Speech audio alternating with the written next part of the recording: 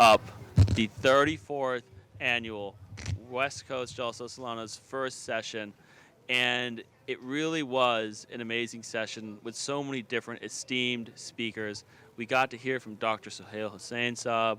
We got to hear from Guide local Los Angeles Majlis Faik Malik Saab. We got to hear from Southern Majlis Qudam al Ahmadiyya. And I am now joined with another esteemed member of our community, Imam Tariq Ahmed Saab. Assalamu alaikum wa barakatuhu. Wa rahmatullah. How are you, Sama? Good, good. So I want to dig a little bit deeper into one of the topics that was discussed in one of the speeches, and that was the need for the Messiah. I think if Saab really hit some very interesting points, but from the perspective of a missionary, I would like to ask you, what is the need for a Messiah? So again, when it comes to Bismillah ar-Rahman ar-Rahim, essentially, what does the Prophet Sallallahu say about it? I think it's a good place to start. And one of his quotes, and I'll just paraphrase, where he says that the time now is exactly the time for the Messiah to come. The time itself is demanding there's a need for a Messiah, and he's saying himself, "I didn't come, someone else would have came." So this is there, and there's a lot of literature. The scholars talk about it, where this is the time now. I think there's a huge difference between hearing about it and actually seeing it. So, for example, when you hear about what's happening in India today in the news, with the way we are affected is nowhere near the way people are affected. Our relatives, friends, brothers, sisters who are there in India right now, they're looking out their windows for what's happening. So when I was thinking about the need for the Messiah and what the Prophet ﷺ has done for us as Ahmadis, I got to experience how that kind of worked. So when we were in Baltimore at the mosque, we had some visitors come in, about 8 to 10 non-Ahmadi brothers who came Muslims. And so they came there like we wanted to pray. So I got a conversation with them. They're all really good friends. And as we're digging in, they were just talking. So like, look, we're going to go pray. So I was like, yeah, here's a prayer hall. By all means, when you're done, we can sit down. So they were in a bit of rush. They need to get back to work, but really good friends. So what shocked me was when I came back after they had done their wuzu and they were going to pray, three of them went on the far right, three of them went in the middle, and three of them went at the far left. And they all did their own like congregational prayer. So I was shocked because they were telling me like how close they were, and it wasn't anything but really how craving, even at a subconscious level, we are to see leadership, or even amongst friends. We're not under the same boat. We don't even pray together. We don't have the same concept, that unity. So leadership there, when I really saw what the Prophet ﷺ gave us, was you see how light years ahead the Prophet ﷺ's teachings bring us at a mental level, and if we really follow and we're really plugged in with the teachings, than it does to every other community. That's right. I think one thing we forget as born Ahmadi Muslims, that if you weren't an Ahmadi Muslim, then what would you be, right? A Sunni? Well, if you're a Sunni, what would you be? You're in the Hanafi school, you're in the Shafi school. What exactly does that mean? And there's a lot of division, unfortunately, amongst the larger Muslim community, that alhamdulillah, to the blessings of the promised Messiah, salam, to the blessings of Khilafat, we are united, right? I could go to any masjid in the United States that's an Ahmadi masjid. I could go to an Ahmadi masjid in anywhere in Africa and still feel that same sense of brotherhood, know that my namaz is going to be the same, know that my ameens are going to be the same. Those little details, right? That when you go to these other mosques, you don't even know what you're dealing with, right? I think another thing is nowadays is because everything's online, and you have conversations with now people who are trying to get back into into religion. Everyone has a YouTube scholar they follow, Yeah. and it's just they'll have a couple 100,000 followers. If that, they'll be pretty big for a couple of years, and then they switch on to the next thing. There's no true lasting leadership.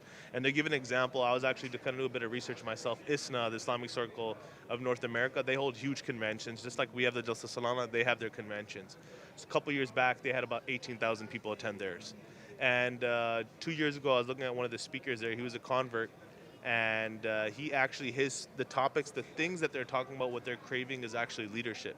So his topic was the need for leadership, particularly young people who bring leadership on, and what it does. So, and when I was watching the video, I was listening to his speech. I really realized that the venue was amazing, huge place, everything, but again, their content, what they're working with is, again, by the blessings of God, the Promised Islam, the Jamaat, we're light years ahead. So despite the resources, what they can do, the venues that they have, you see it way further. Right, right. It's it's almost like they forget the fact that this is a living religion, right? Just like when the Holy Prophet Muhammad sallallahu alaihi wasallam sent those letters to different kings inviting them to Islam, and we see that same parable here with Hazur, Ayyudah the Basim Aziz, sending the letters to different world leaders, going to different heads of states, Right. going to their parliaments, going to their capital hills, having the discussion of the wisdom of Islam. That's something that they're craving. They're wanting that in their life, but there isn't somebody that's really doing that with the same motive and the same purity and intention that Hazur is doing. I'll give you a good example. You brought up living religion. One of the points that the Prophet ﷺ brings up in his book, The Reality of Revelation or Hakikatul Wahi, and you read it, he talks about, look, everyone says that you believe in God, but there's a difference in saying it and having proofs, facts, and that conviction. If you don't have that conviction, and when you read a bit of the text, you'll see there's a difference between someone, he's saying, I've been there. I could tell you how to get there. So you need that experience to guide you. And we do that in every other aspects of our life, whether it be professionally, you're trying to get into a better school, better job, you need those referrals. You ask someone who's done it. You watch those things, you emulate it. So in the same way, spirituality is no different. And actually a fun fact is, I know one question we always get is, okay, if the Messiah is true and there's a genuine need for it, give us proof. I mean, if you're going to say it, it's going to be biased. So I remember I found out, I actually did this with a lot of non-MD friends or just people as a conversation. Just have them pull out your phone and actually Google fastest growing sect of Islam. And you'll see the reference or the data. It's actually Jamaat Ahmadiyya. And it was the data provided by not our Jamaat, but by the Christian Encyclopedia, I think. So it was a study done. It was a couple years back, but again, it's the fastest growing sect, and it shows like if there's a need, there's a crave. Why is it growing? Why is it so fast? It's because people realize that it's providing something that they crave. Honestly, the Muslim world is really depriving themselves by not utilizing the resources and the blessings of Ahmadiyyat. I mean, we're not hiding anything. There's no hiding the ball here. You want to hear what our Khalifa is saying? You go to alislam.org and you watch last week's Friday sermon, and you'll see what are our teachings. And what has Hazur been referencing? Hazur has been referencing the excellence of the early Muslims, right? Really bringing in the core teachings of Islam, those stories that aren't just stories, but ways that we should live our life, back into this time, right? A lot of these early Muslims, they're like, oh, you guys, you have this separate prophet, you have this like separate, Makkah, whatever it is, but like, look at our, look. Which is not true. Yeah, right. And I feel like, again, if you're bringing back to the sermons, one thing, and to my knowledge, to my observation, this is one of the longest series that Hazur has given, that being on the Sahaba, the Badri Sahaba, the companions. And again, in speeches, it's referenced, and I think there's a really big lesson Hazur's trying to teach us. Again, we're emulating the greats. Right. So the Sahaba, these are the Badri Sahaba particularly, these were people that Allah Ta'ala himself and the Holy Prophet said they're forgiven. So if these people are forgiven, they're the success story. You follow it. And I think that's why there's so much importance there. And this is what the Prophet ﷺ is teaching us, right? Go back to the true sources. So, and I think a lot of us in the daily grind of life, we kind of, sometimes we don't know how. And if we're not literally spoon-fed, so Hazur literally spoon-feeds us these teachings. It's just a matter of ourselves acting upon it. Right. And I think that brings up another good point, a little bit of a tangent, but us acting upon it, right? This is why we're here at this Jalsa, to be filled with the angels of the Zikr Allahi, of the remembrance of Allah, and to be of those peoples that act upon it. What steps can we do to really heed Hazur's advice on a practical level and actually feel those changes in our life? So it's like the promised Messiah has said, right? One of the signs of showing his truth is that people will have this nur, right? They'll have this light that emanates from them, so that just talking to somebody that's non-MD, they will have the tabligh just from your communication, right? How can we have that nur, come from us? I mean, again, it really does come down to the basics. Prophet ﷺ really teaches us that just calling yourself Ahmadi or being Ahmadi, it's not enough. And we really have to act upon it. So in day-to-day life, I think one of the easiest ways that you always take the path of least resistance. Yeah. So if we have to pray 5 times anyways, whether we're doing it or not, it's a separate question. But if we are to do it, might as well make them worth it. Because the first thing we're going to be asked on the day of judgment is going to be our prayers. So if we really just focus on an opportunity that comes 5 times a day, pick one prayer, one sajda, whatever it is, and genuinely focus, because we're just so caught up. And again, we're in a rush every single day. We're in always on the go for something new, something bigger, something better. And sometimes in that, we kind of lose ourselves. And I found personally that anytime that I want to really realign much better, is just try to refocus on my prayers, and then from there, other steps open.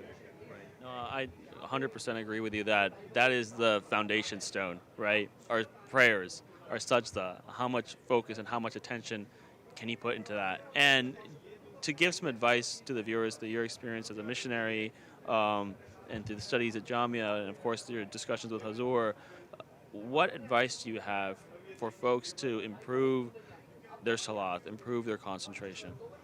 So, two things. One, something I read about the Promised Messiah Islam, what I thought was really practical, and I don't think we get enough focus on it.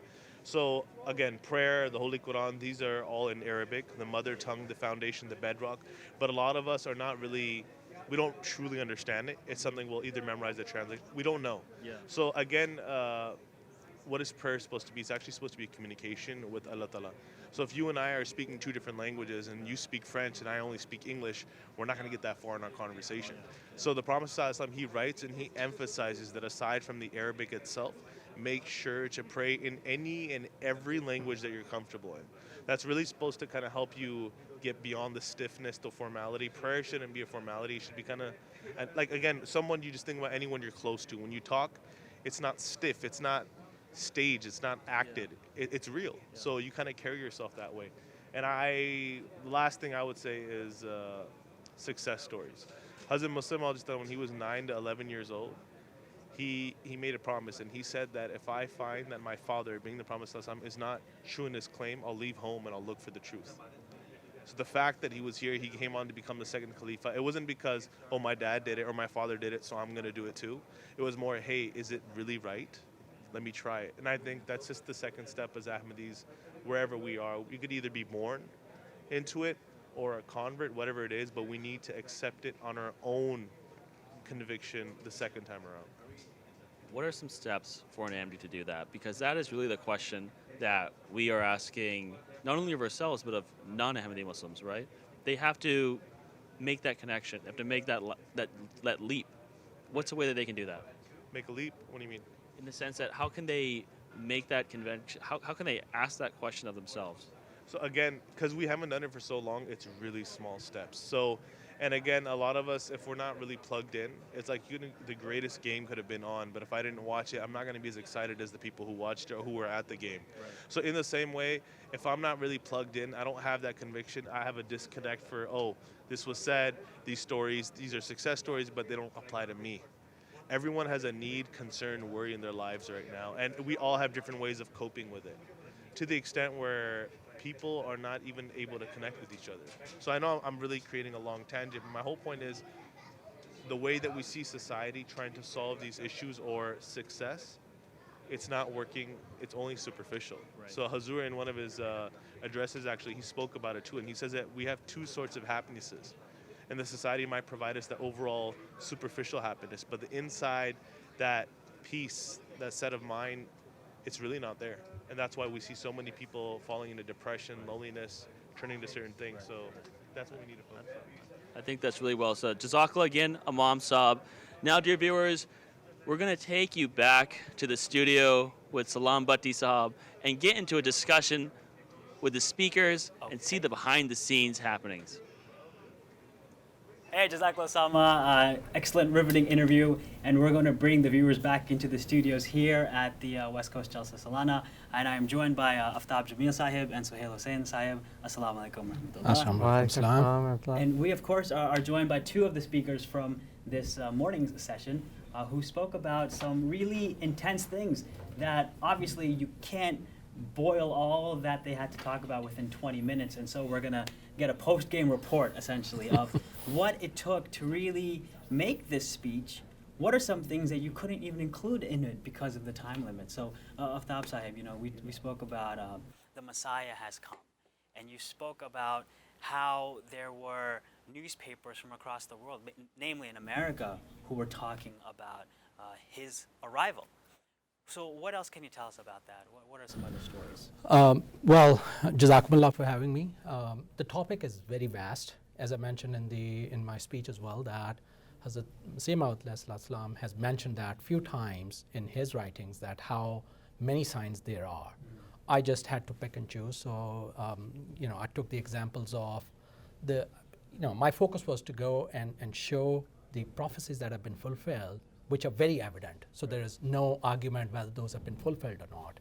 So the fact that he was told that Allah Ta'ala himself will take his message to the corners of the earth, I gave the two examples. And it was, as I was preparing for it, it was amazing to see that in 1899, when Jamaat was limited in the Indian subcontinent at that time, how his claims, his name, the level of the conviction of his belief that the story was written in 1899 in Arizona, and how his name miraculously got to that, or the one in the Boston Sunday Herald, which was a much bigger event because, and therefore it was featured very prominently. It was amazing to see. I mean, as a follower of Masih Maud, it just gave me such an immense pleasure to read that story with the title that Great is Mirza Ghulam Ahmad, the Messiah, and how that story covered that what happened to Dr. John Alexander Dowie, how that was fulfilled almost literally word for word what Hazrat Masih Maud has prophesied. So it was obviously inspired me, and it refreshes your own faith. So it was amazing experience just preparing for it. And that Boston Herald picture, that story is still available to read today. Absolutely. Yeah, Absolutely. and with the technology, we might even be able to find some letters to the editor that followed in the week afterwards about, hey, tell me more about this Messiah. So maybe to follow up and see who their great grandchildren are, we can talk with them. So Hilbhai, you were talking about the prophecies that have been fulfilled, and of course, Aftab Saab's speech was about more specifically about Mirza Ghulam Ahmad alayhi salam. Tell us some more about prophecies outside of the Masih. It was very uplifting to prepare for the talk that I had to give on Holy Quran prophecies fulfilled. And I had to break it down into 3 time points just to keep track of all of those aspects. The first time point was prophecies that were fulfilled before the time of the Holy Prophet ﷺ. And in this regard, Hazrat Masih Maud has written something that I was unable to tell about due to constraints of time, which is that the Huzur said that the Bible simply has stories in the past and they're restricted to stories, whereas the Holy Quran mentions stories in the past because they would provide a lesson for what would happen for the Holy Prophet ﷺ and the progress of Islam.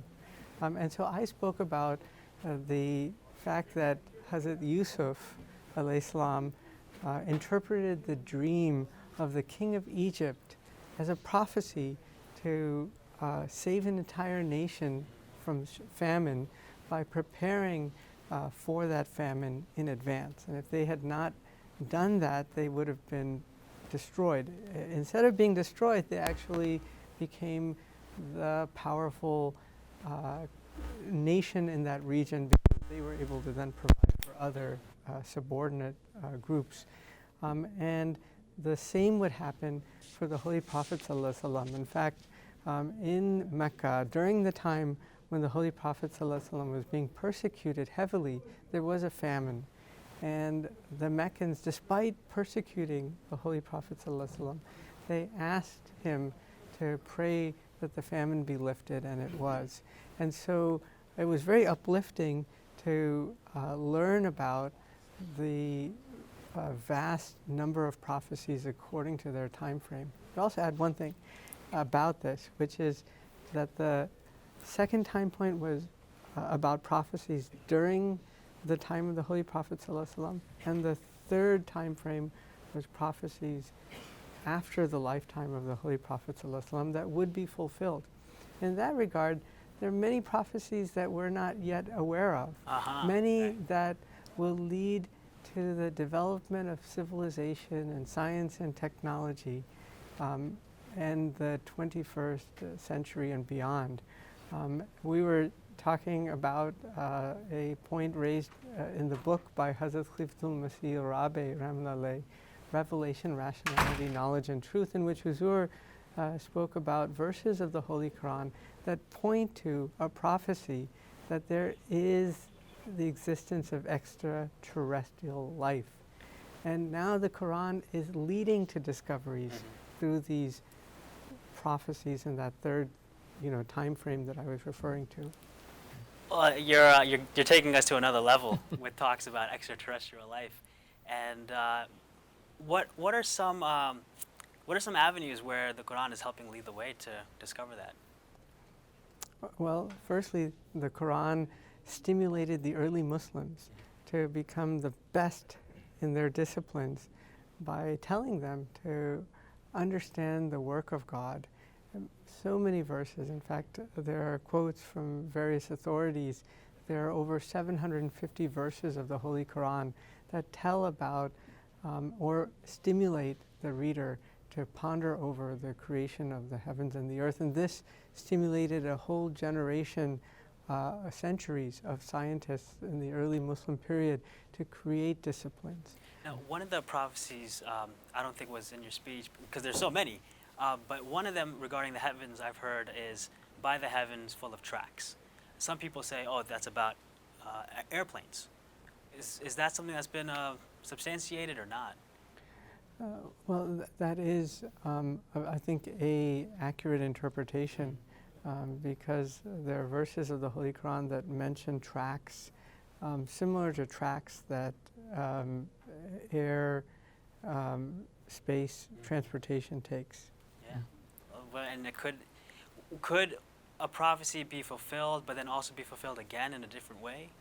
Absolutely, there are multiple prophecies within even one verse. And so it is important for us to recognize, to read the Holy Quran. In fact, that's the message that I wanted to get across, which is read the Holy Quran from the hat of, or topi, or scarf, of whichever discipline you belong to, and you will derive something. It will be a guide. There will be prophecies for you. Okay, great. And Aftab, was there anything that didn't make the cut of your speech that you wanted the viewers to know about? I think it is important, and I did not have time to go into the rationale of the coming of Messiah. And in fact, when we were talking about the Holy Quran, in fact, that was one of the reasons or rationale for the coming of Messiah, to restore that faith, because so many interpolations had entered the Islamic belief that it was just a muddy water. In fact, that was bound to happen because there was a Quranic prophecy about that. I believe in Surah Al-Furqan, Allah Ta'ala has said about Rasul Kareem mentioning, and the verse says that وَقَالَ الرَّسُولُ يَا رَبِّي إِنَّ قَوْمِ اتَّخَذُوا هَذَا الْقُرْآنَ مَهْجُورًا. That Rasul Kareem said to Allah Ta'ala, that Allah Ta'ala, my ummah has treated this Quran as a discarded thing. So a purpose for the promised Messiah to restore that faith, to restore the faith and bring it back from the Pleiades, was to actually bring about and talk about the pristine beauty of Islam and the message of Islam, which in fact is the Holy Quran. So as Jalsa was mentioning that, reading Quran, in fact, using the commentary by Hazrat Masih Maud and the Khulafa, that in my mind is the best way to really understand the Quran, because the level of understanding and the layers and layers upon the meaning of the Holy Quran and where it could take us to, those are the best guidance that we have at our disposal to take advantage of those commentaries. So great, Jazakallah. And as you can see, that these are just the tips of the iceberg of Islam, of Ahmadiyya, of the timeline of religion. So let's hope and pray that these interviews, that these speeches helped wet your tongue or wet your whistle to go to alislam.org to look at the Islam 5-volume commentary and take a deep dive into what else is out there. Because, hey, the truth is out there. We're going to take a short break, watch some clips, and we'll be back in studio in just a minute. Islam se na bhago. When the vision's misty and the night's dark, in the midst of the storm to sail ashore, rush to the shelter of Noah's Ark. Hearken, who has come to the door? 'Tis the only fountain to satiate to bring the dead to life, to make the blind to see, in every village, city, nation, irrigating every society, inaugurating hospitals and mosques, treating the body and treating the soul, soothing, loving, nurturing the restless flocks of all colors who've rushed to the call, to fulfill prophecies as Allah's planned, continuing what Messiah was assigned. Caliphate has been succored by the Almighty's hand.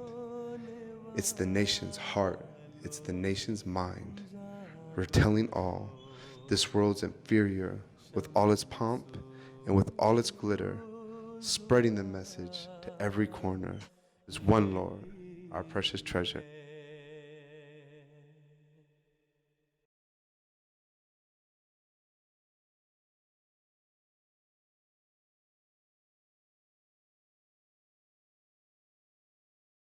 वो पेशवा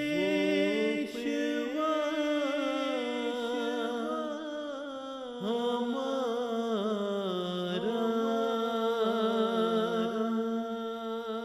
जिसे है नूर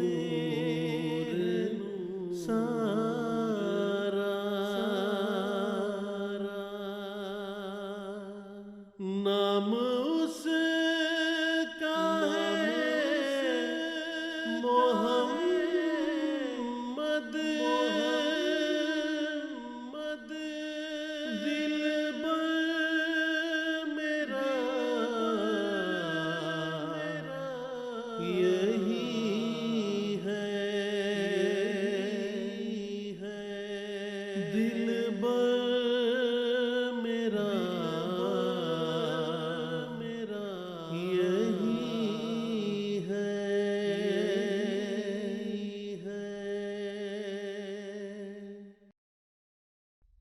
सल्ले अला नबीना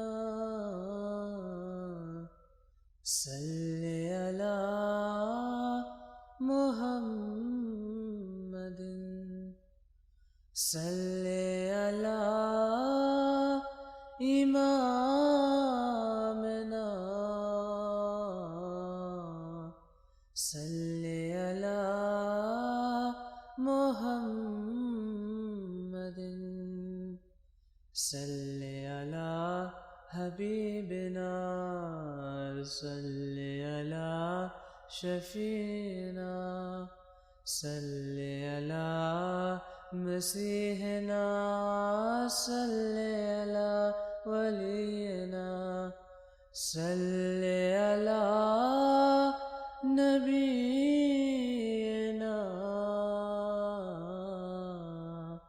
सल्ले अला मुहम्मदिन सल्ले अला इमामना सल्ले अला मुहम्मदिन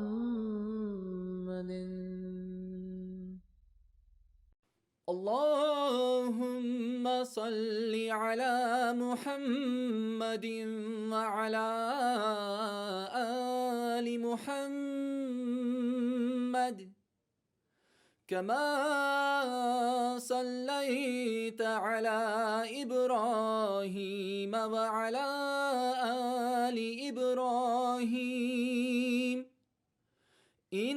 إنك حميد مجيد اللهم بارك على محمد وعلى آل محمد كما باركت على إبراهيم وعلى آل إبراهيم إنك حميد مجيد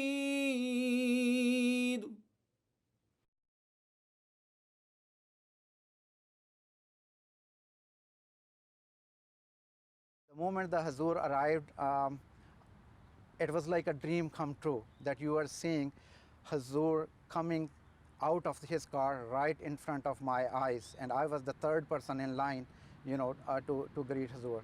And they were raising slogans, Nara Takbir, Allahu Akbar, Inni Ma'aka Ya Masroor.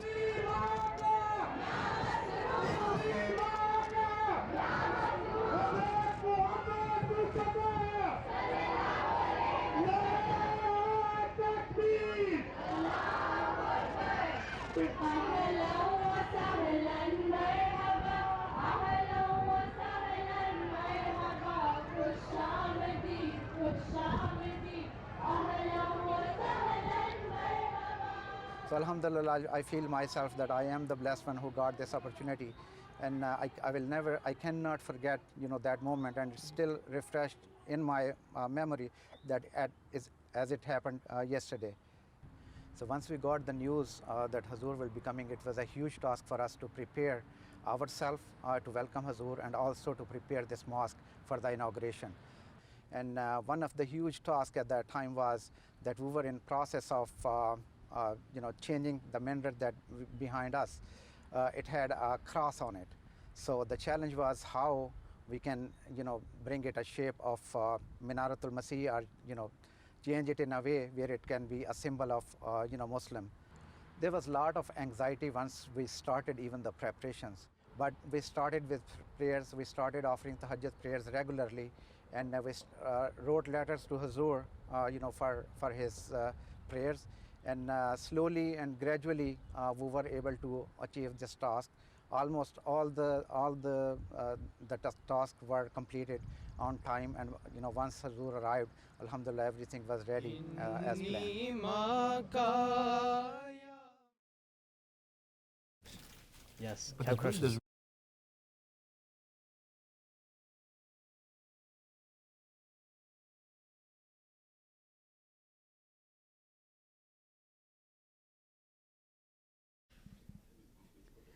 Assalamu alaikum, dear viewers, and peace be upon you. Welcome back to MTA Studios, where we continue the post-speech report with Sadr Majlis Khuddam Ahmadiyya, Dr. Madil Abdullah, and Guide Los Angeles, Faik Malik. Assalamu alaikum, gentlemen. Welcome to our studios.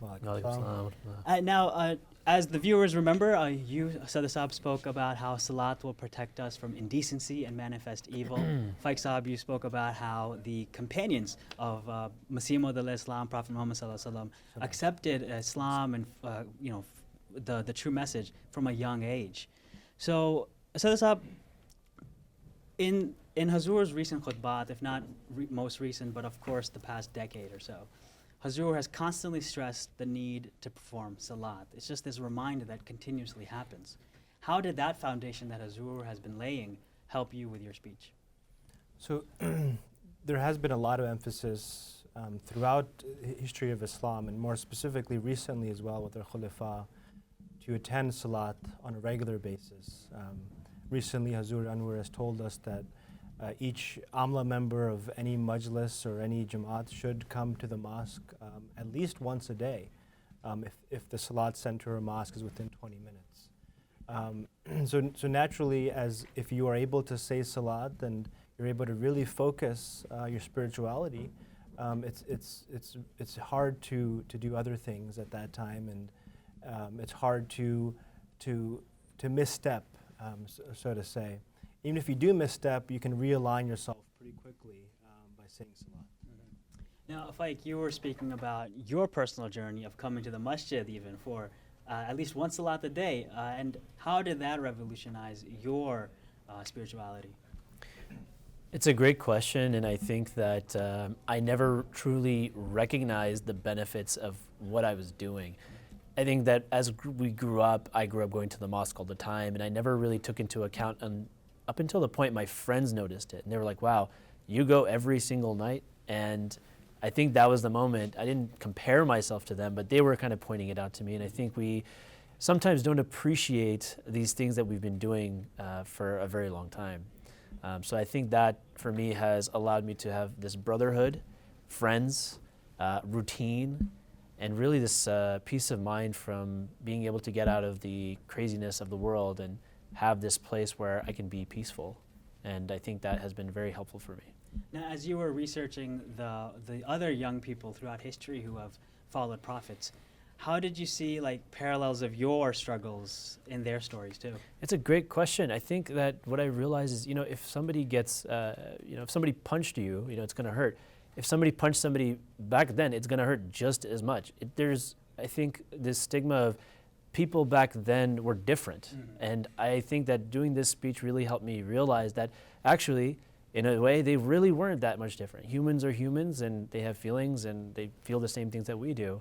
And it made me also appreciate Hazur's khutbat, because it's very difficult to actually find the detailed accounts of a lot of these companions, and Hazur has been just very detailed in a lot of his khutbats recently. And I think that when he will complete this, it will be a book probably, and it's going to be something that everyone, not just Ahmadis, will be able to reference, but the entire Islamic world.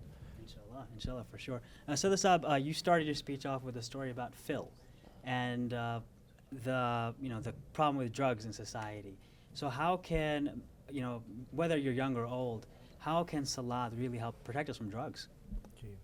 So a common analogy that we use is if the Holy Prophet ﷺ said that if you bathe 5 times a day, how clean would you be? And the same comes with saying Salat 5 times a day. If you truly are saying prayer 5 times a day, it's very hard to be intoxicated or to be using certain substances and then come back to Salat later in the day. So I think putting your forehead to the ground 5 times a day, reminding yourself that Allah Ta'ala is there, Allah Ta'ala is watching us, it really helps us prevent many of these things from happening. Wow, so you wouldn't even have time to do the bad things. In the legal world, we'd say if you were before a judge 5 times a day, you wouldn't have time to commit crimes. So similar parallel, right? Not that I, as a lawyer, would be committing the crimes, I'm sure. So Faik, you had a lot of courage there to tell your personal narrative on the stage there, and Jazakallah for that. And on a personal note, having seen you growing up, I kept flashing back from when you were just young Faik on the basketball court to Faik, who you are now, and it's just been such a pleasure to see you growing up into who you are now and who you will continue to be, inshallah. So I hope that the viewers can take note that Islam isn't a finality. Becoming a Muslim is not a finality. It is a journey. And you were talking about the way we were doing Salat last year should be different from how we are doing it this year. So what are you talking about when you say that? I think that what people, if you were in college, right, you're not going back and studying the ABCs, right? You're not doing 1, 2, 3. And I feel that, in our Salat, why are we still doing the Salat the same way we were doing Salat when we were maybe 10 or 5 or whatever other age? We have a greater intellectual capacity. Like, we understand the world now. We understand how it operates and philosophy. And I think that's incumbent upon us to then go even deeper than we have been when we were young. So that was the point. I wish I had a little bit more time to, elaborate on that particular point. But, it's incumbent upon us. Like, we can do more now when it comes to spirituality. So that's what I was trying to get across. Well, you have a little bit more time now in case you want to elaborate more. Sure. So I think, for me, there's more than just Salat. There's even the Hazrat Muslim Maud story that I was telling. Hazrat Muslim Maud was surrounded by all these great men. And yet he was still in prostration. Like, he was doing Salat for a very long time. I myself haven't been doing that, right? So despite being surrounded by all those things, I'm in a disadvantage now. I have to be doing even more than that to be able to have my journey. But I think the biggest part of understanding it is that you can get somewhere and you cannot be discouraged by that. And I think when you're younger, you get discouraged more easily. So I think having that patience is important, and having the intellectual curiosity to perhaps read the books of Hazrat Masih Maud. You have the ability to do that now and understand the philosophy of not only Islam but of life. And so Dasab, hearing what Faik went through in his speech, and hearing what Hazur has been talking about in regards to coming to the masjid for Salat, what can you say to the Qudam here in America on that same parallel? So I think living in the United States, we have a lot of luxuries that there may not be in other countries. many of our forefathers struggled with their life and struggled financially. We living in the U.S., our life is pretty easy. We don't have those same struggles that the followers or the companions of the Holy Prophet ﷺ did. So for us to sit in a car and drive 15 to 20 minutes once a day or as often as we can is not a big deal. And I think that's the least we can do to really, really focus our spirituality and really put our forehead to the ground. I think it's really not an excuse that if you're busy at work or you're busy with family, we're not Allah Ta'ala is not asking for a whole lot from you. Allah Ta'ala is asking you to simply 5 times a day put your forehead to the ground.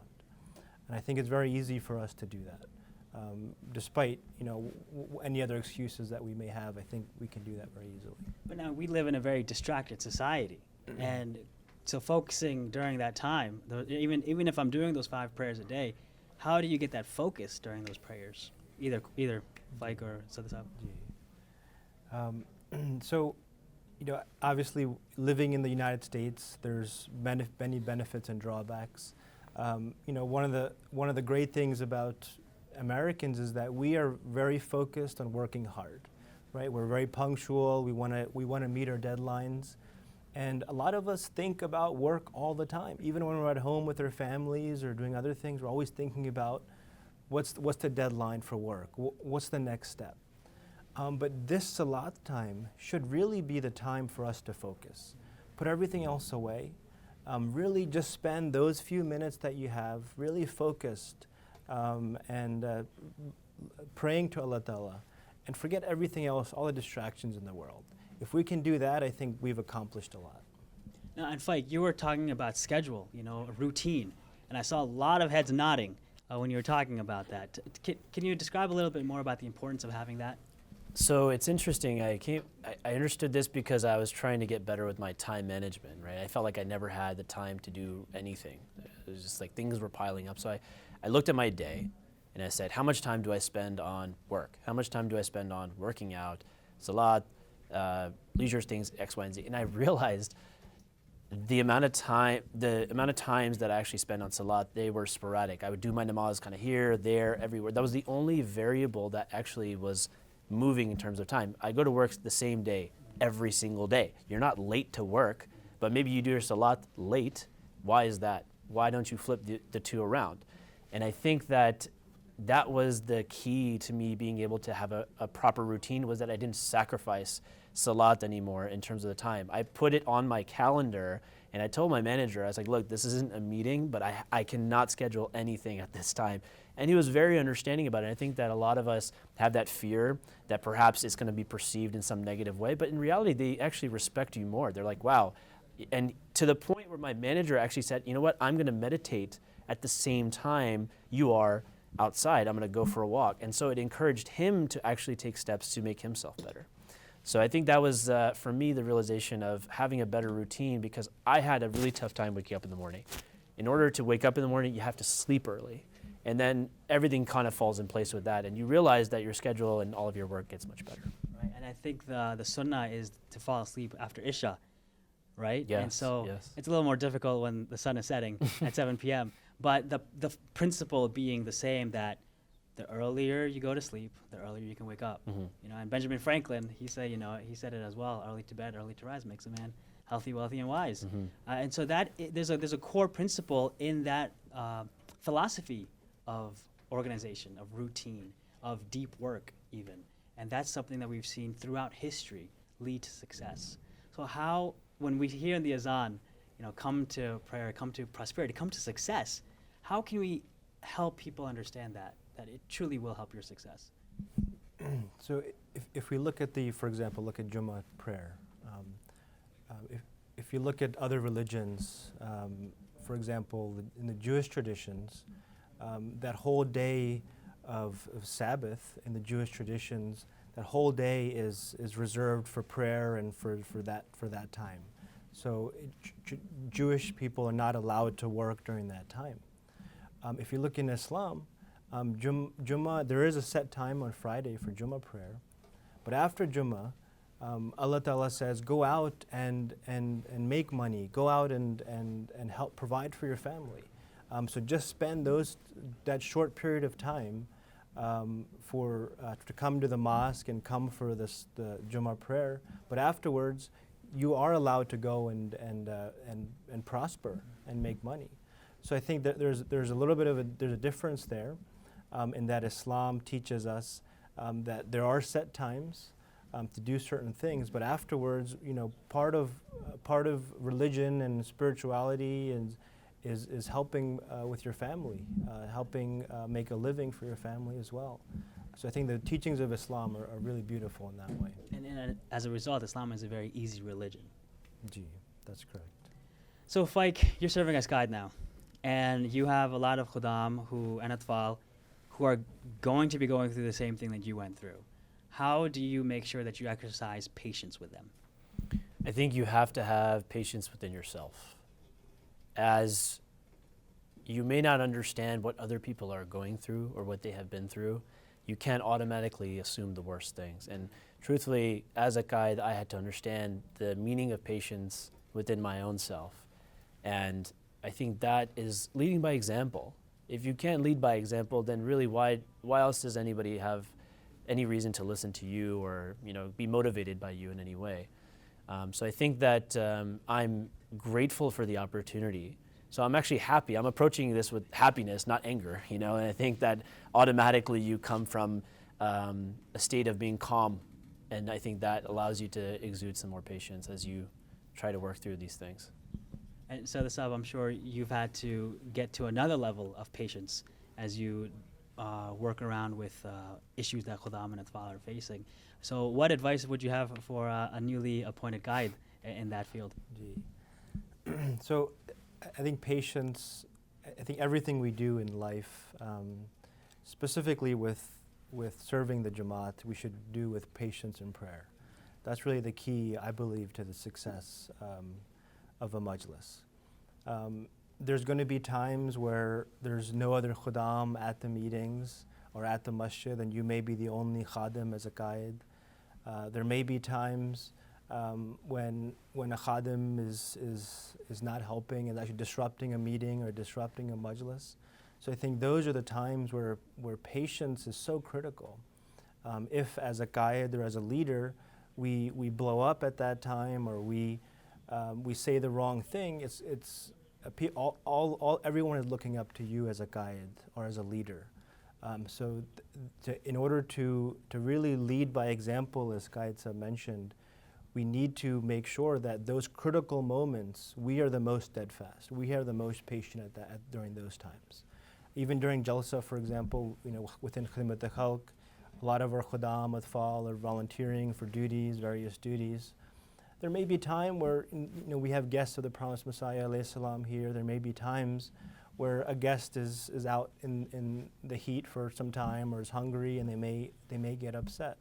I think as a khadim, we are servants to the Jamaat, the servants to the majlis.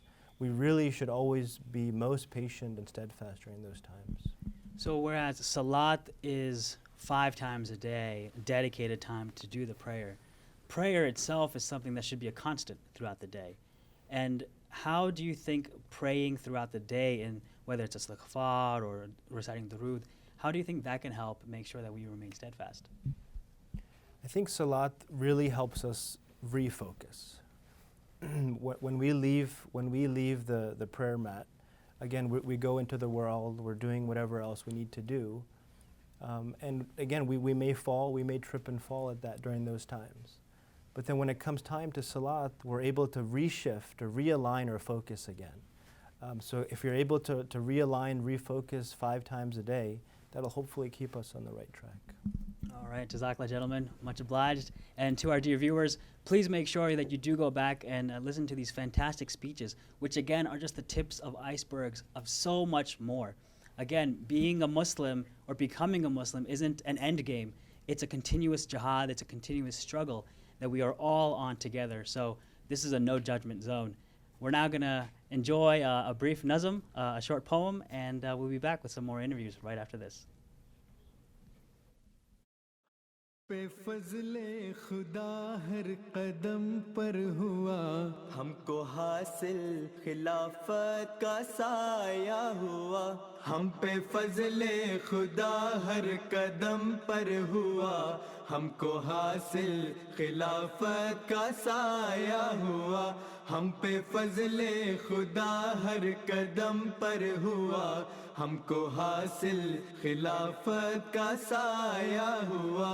جاویدانی بہاروں کا موسم کھلا، گلشن دین احمد ہے مہکا ہوا، جاویدانی بہاروں کا موسم کھلا، گلشن دین احمد ہے مہکا ہوا، ہم پہ فضل خدا ہر قدم پر ہوا، ہم کو حاصل خلافت کا سایہ ہوا، ہم پہ فضل خدا ہر قدم پر ہوا، ہم کو حاصل خلافت کا سایہ ہوا، ہم کو حاصل خلافت کا سایہ ہوا۔ نصرتوں کے نظاروں کے شاہد ہیں ہم، اور عدو ہر قدم پہ شکستہ ہوا، نصرتوں کے نظاروں کے شاہد ہیں ہم، اور عدو ہر قدم پر شکستہ ہوا، ہم پہ فضل خدا ہر قدم پر ہوا، ہم کو حاصل خلافت کا سایہ ہوا، ہم پہ فضل خدا ہر قدم پر ہوا، ہم کو حاصل خلافت کا سایہ ہوا، ہم کو حاصل خلافت کا سایہ ہوا۔ عصر حاضر میں وحدت خلافت سے ہے، یہ جہاں میں اما کا سفینہ ہوا، عصر حاضر میں وحدت خلافت سے ہے، یہ جہاں میں اما کا سفینہ ہوا، ہم پہ فضل خدا ہر قدم پر ہوا، ہم کو حاصل خلافت کا سایہ ہوا، ہم پہ فضل خدا ہر قدم پر ہوا، ہم کو حاصل خلافت کا سایہ ہوا، ہم کو حاصل خلافت کا سایہ ہوا۔ راہبر ہے ہمارا وہ شیر خدا، جو ہے تخت مسیحا کا وارث ہوا، راہبر ہے ہمارا وہ شیر خدا، جو ہے تخت مسیحا کا وارث ہوا، ہم پہ فضل خدا ہر قدم پر ہوا، ہم کو حاصل خلافت کا سایہ ہوا، ہم پہ فضل خدا ہر قدم پر ہوا، ہم کو حاصل خلافت کا سایہ ہوا، ہم کو حاصل خلافت کا سایہ ہوا۔ ہم خدا کے خلیفہ کے تابع ہوئے، جس کی طاعت کا ہے عہد باندھا ہوا، ہم خدا کے خلیفہ کے تابع ہوئے، جس کی طاعت کا ہے عہد باندھا ہوا، ہم پہ فضل خدا ہر قدم پر ہوا، ہم کو حاصل خلافت کا سایہ ہوا، ہم پہ فضل خدا ہر قدم پر ہوا، ہم کو حاصل خلافت کا سایہ ہوا، ہم کو حاصل خلافت کا سایہ ہوا۔ اس کی خاطر فرشتے محافظ ہوئے، اس کا حامی خدا ہر قدم پر ہوا، اس کی خاطر فرشتے محافظ ہوئے، اس کا حامی خدا ہر قدم پر ہوا، ہم پہ فضل خدا ہر قدم پر ہوا، ہم کو حاصل خلافت کا سایہ ہوا، ہم پہ فضل خدا ہر قدم پر ہوا، हमको हासिल खिलाफत का साया हुआ, हमको हासिल खिलाफत का साया हुआ, हम पे फजले खुदा हर कदम पर हुआ, हमको हासिल खिलाफत का साया हुआ, हमको हासिल Assalamu alaikum, dear viewers. Welcome back to the MTA studios, where we are joined by Imam Umar Nair. Assalamu alaikum, Imam Sahib. Now, Imam Sahib, what we are going to talk with you about today, and to let the viewers know, is about wasiyat. You know, as a brief background, could you explain just what al-wasiyat is? So, al-wasiyat is basically a system that was started by Hazrat Masih Maud himself. Close to his demise in 1905, he started receiving revelations in regards to his demise, and he had this, you know, there's people, especially one of his really close companions, Abdul Karim Sahib Sialkoti Sahib, passed away, and he had a vision in regards to his own death, and the vision, he saw an angel. An angel showed him his place of burial, and Allah Ta'ala named that place Bahishti Maqbara. And that place was made out of, the ground was made out of soil. So it was a very special Bahishti Maqbara that it was named by Allah as well. And regarding this, Hazrat Masih Maud said that there should be special people that should be buried in here. The people who did so much for Jamaat, right? So Abdul Karim Sahib Sialkoti Sahib, he was buried in a place where he himself donated his land. So that's how the system was started. And initially it was just for those people who owned land. Then later on, those people who, you know, didn't have land came to the Promised Messiah and talked to them and said that, you know, we might not have land, but we would also want to be part of this system of wasiyat. And Hazur then also included those people who don't have land as well. So just as a brief introductory, it's basically your 10% of your income you give in the way of Islam, of Ahmadiyyat, of the Silsila. 10% at least. 10% at least. And up to? So you can go up to 1/3. So it's from 1/10 to 1/3. And 1/3 is the maximum. And now what I think a lot of people may not realize is that this isn't something that just came, this al-wasaya portion isn't something from Ahmadiyyat, but rather back to the time of Prophet Muhammad ﷺ, that al-wasaya is up to 1/3, that you can do whatever you want to with your property, because there are rules as to who gets what after you pass away, like the will, what your will includes. So we as Muslims have up to 1/3 of our property that we can bequeath as we would like or give as we would like. And in this case, the Promised Messiah ﷺ has given us the opportunity to bequeath 10% or 1/3 in between to the Jamaat and be a part of that initiative and be a part of that effort. So that being said, having laid that foundation, this seems like a pretty great thing, a pretty great opportunity for Ahmadi Muslims to take up. How many have taken it up? So regarding this question, it's a tough question because, you know, we're talking about money and living here in America, in the West, it is one of the most beloved thing that everybody has, right? So it's very hard to give up that thing that you love the most. You know, in the Quran, many places Allah Ta'ala mentions that if you sacrifice in my way, I will give you 10 times more, right? He gives us the example of a grain of corn. You give 1 grain of corn in the way of Allah into the ground, He gives you 700 times more, right? So it's very hard for people to make that first step because, you know, if we don't see that success in our lives, it's very hard to take that step. Right. You see, if, for example, if somebody was to come to us and say, hey, I have a business opportunity for you, if you invest this much, I'll give you 700 times return within this much time. And if they see them to be a successful person, they're going to run to that, right? Nobody's going to say, no, I'm not going to do that. So it's about taking that first step. You know, the Hadith Qudsi of the Holy Prophet ﷺ, that if you walk towards God, God will run towards you. It's not that God will take a first step towards you. You have to take that first step. It's a leap of faith. So it's a leap of faith, So when you give in the way of Allah, Allah Ta'ala tells His man that I'm here for you and I will give you 700 times more, and if not 700, way more than that. And there's countless stories, you know, oftentimes we hear, just last month, Hazur Anwar Riyadullah Ta'ala bin Asl Aziz mentioned in his Friday sermon some stories of those people who didn't have much and they gave in the way of Allah and how Allah Ta'ala gave them so much back, right?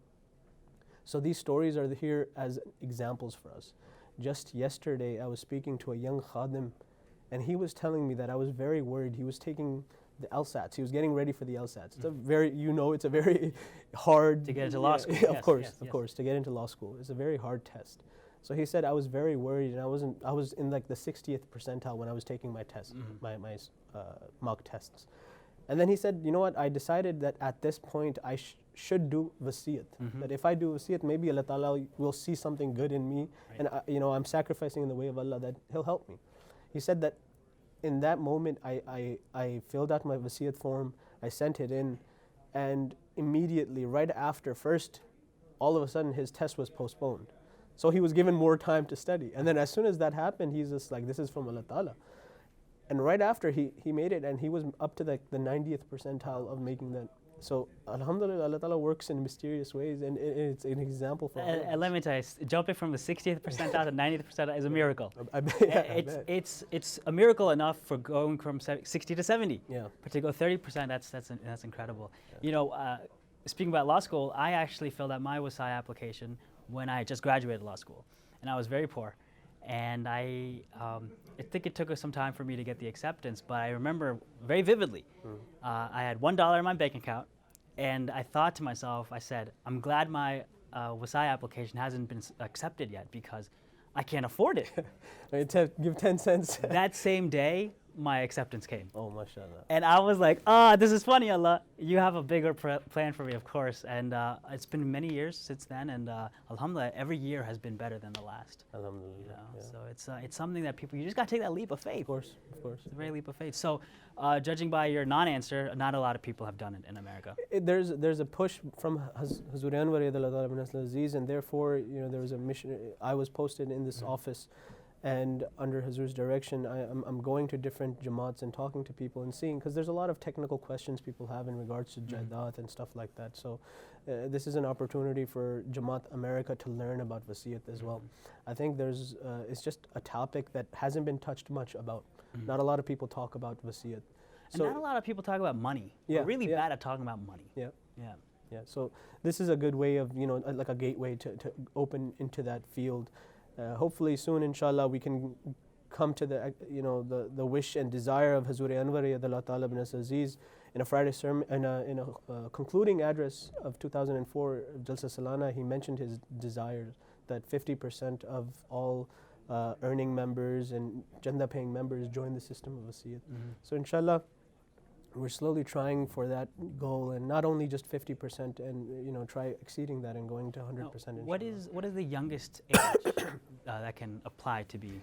So according to the rules, it's the youngest is 15 for both boys and girls. Okay. So once you apply at the age of 18, you get another form to see if this is something you still want to do as an adult, right? So it's a way to renew your application. Nice. So to all the 15-year-olds who are watching at home, do a sense check. Ask your parents, are you a Musi? And make sure that you can get an application as well. So if people want to get an application, how can they sign up? It's an easy process. You can go to ahmadiyya.us under departments, Wasiyat department, and all the forms are there. Okay. It even shows you how to fill the form.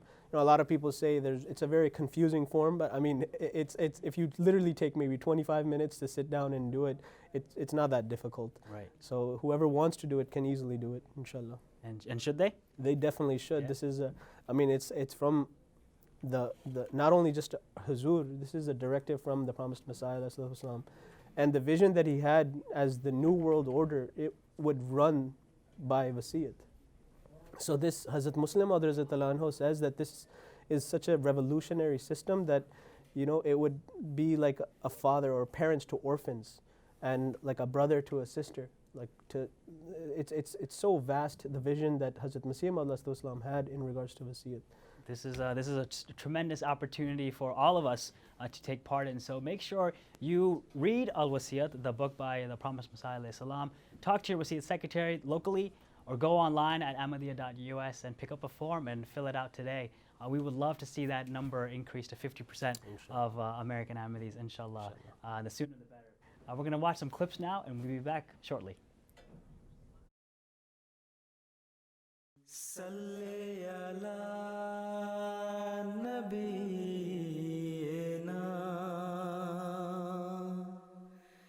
salli ala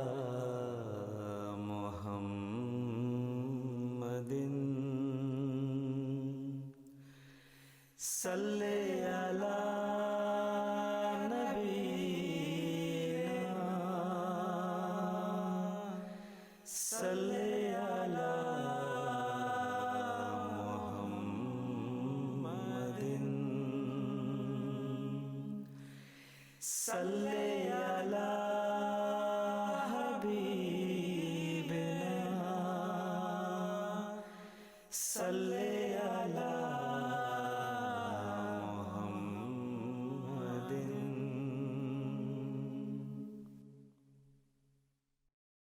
हाकिम रहे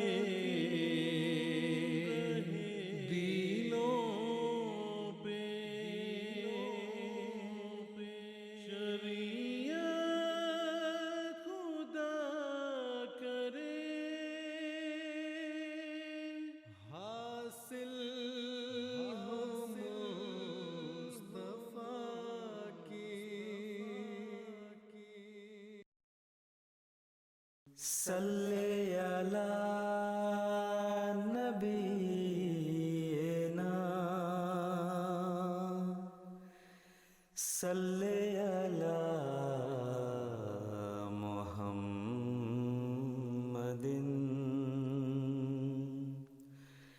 salli ala nabiyina,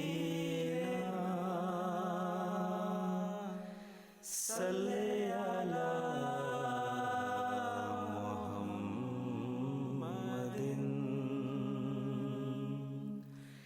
Salli ala habibina,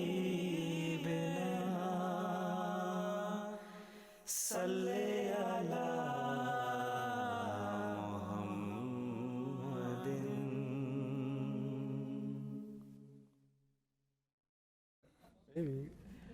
Assalamu alaikum, dear viewers, and welcome back to the studios. You know, there's a famous saying that the Khuddam are the backbone of the Jamaat. If that's the case, then the Atfal are truly the ribs of Ahmadiyyat because they really help keep things running. And here we are joined by Majlis Atfal al-Ahmadiyya as well as Sadr of Majlis Khuddam al-Ahmadiyya USA, Dr. Madil Abdullah. We have Motamim Atfal, Raza Ahmad, and then local Nazim Atfal, Noor Muhammad. Assalamu alaikum, gentlemen. Wa alaikum salam. So Atfal al-Ahmadiyya is the powerhouse. It's the mitochondria of the cell. You know, this is where all the energy is happening and where the responsibilities are created, you know, into this really important age group. Motamim Saab, what can you tell us about the Atfal here in America? The Atfal al-Ahmadiyya here in America are, mashallah, very active, vibrant as a majlis. And we have around 1,250 Atfal in US spread over 60 majalis and 12 regions. And nationwide, we have a lot of activities going on every month. As you know, Majlis Atfal al-Ahmadiyya has 12 departments in the position of Majlis-e-Amla.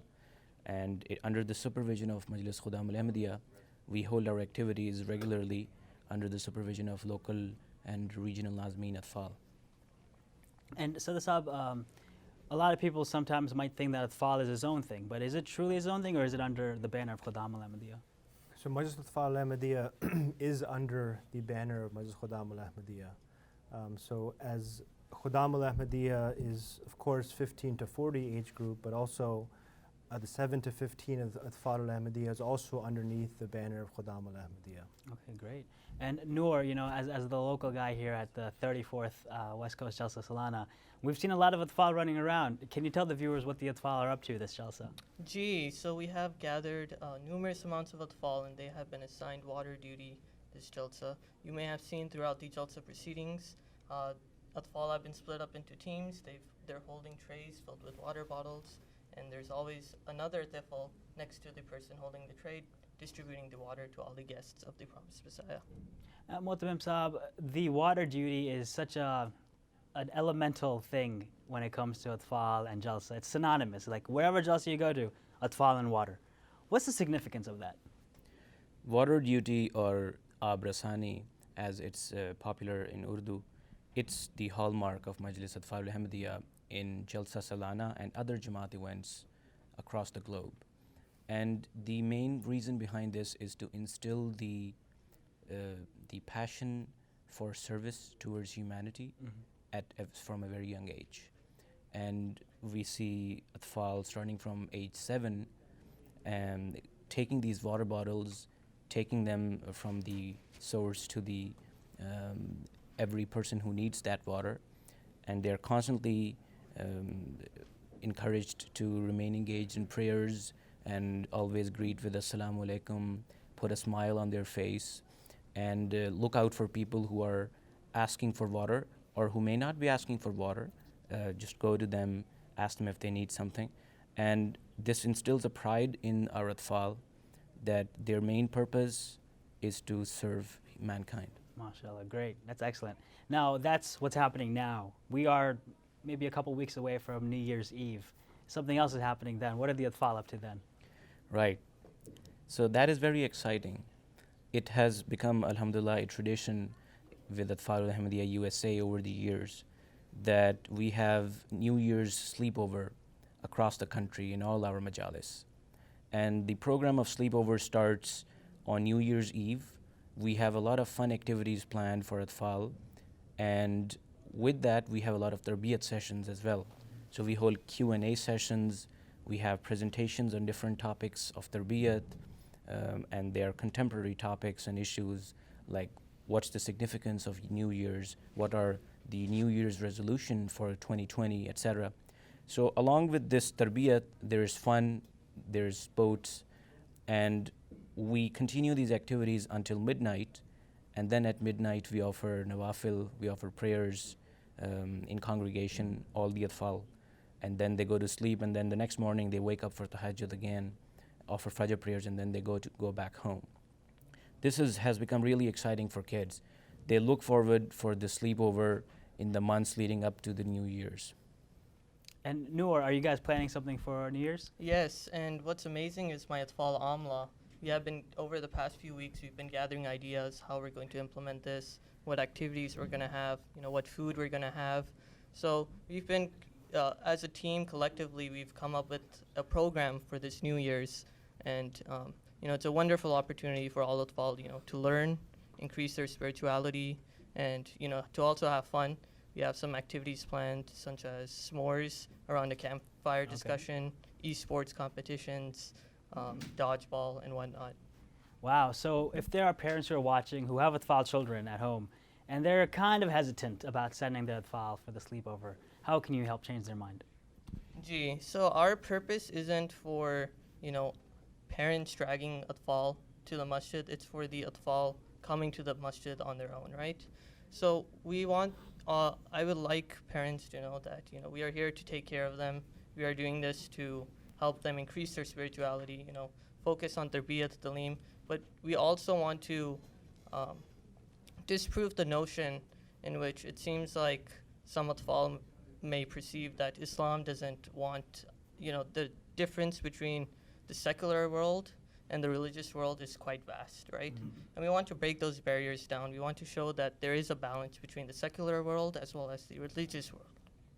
And with that, by influxing fun into our curriculums, Atfal also learn, but they also have fun with their brothers. Excellent. And so over the past few years, Majlis Khuddam al-Ahmadiyya has taken a keen insight on the Atfal. As we see Atfal transition to becoming Khuddam, and as you lead them, have you seen a change in the winds with an energized, youthful Khuddam presence? Gee, I think we have. I think the importance of Atfal al-Ahmadiyya is great. If the Atfal themselves are trained at a very young age, starting at 7 years of age, and even before that, if they're trained to do Vakarimul, to learn about Islam, or if they're trained to do these things at a very young age, it's very easy transition to Khuddam al-Ahmadiyya. If you already know the basics of Islam, you already know that, how to do certain things, it's very easy. So the importance of Atfal al-Ahmadiyya can't be overemphasized in that it really helps to set the foundation of each and every Khuddam when they do become a Khadim, if they have that strong foundation, it's going to help them in the future. So if Mu'azzam Saab does his job, it makes your job easier. Exactly. Inshallah. So Jazakallah, gentlemen, for all your work. We hope the Atfal continue serving a lot of water and stay hydrated out there. Looking forward to the New Year's Eve sleepovers and the reports that come out of those, the pictures and the videos and everything. And we'll take you to some clips now, dear viewers, and we'll be back just after that.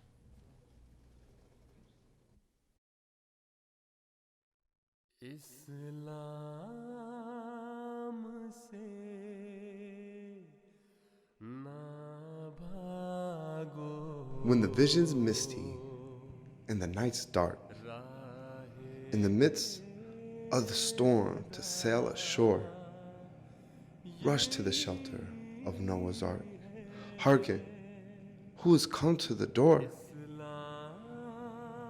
'Tis the only fountain to satiate, to bring the dead to life, to make the blind to see, in every village, city, nation, irrigating every society, inaugurating hospitals and mosques, treating the body and treating the soul, soothing, loving, nurturing the restless flocks of all colors who've rushed to the call, to fulfill prophecies as Allah's planned, continuing what Messiah was assigned.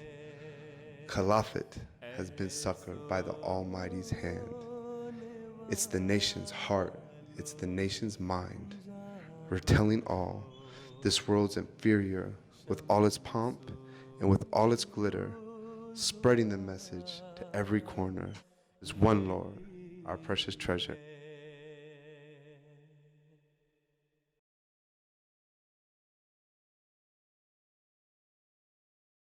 Salli ala nabiyyina, salli ala Muhammadin,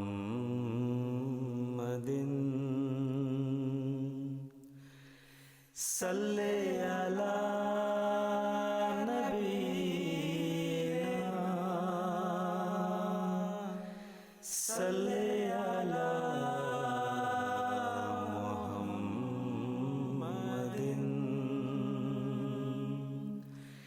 Salli ala habibina,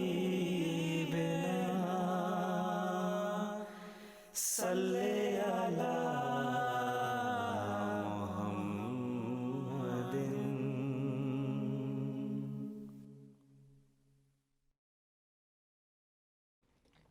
Assalamu alaikum, dear viewers. Welcome back to the studios. I am joined by the Pan-African Ahmadiyya Muslim Association board members.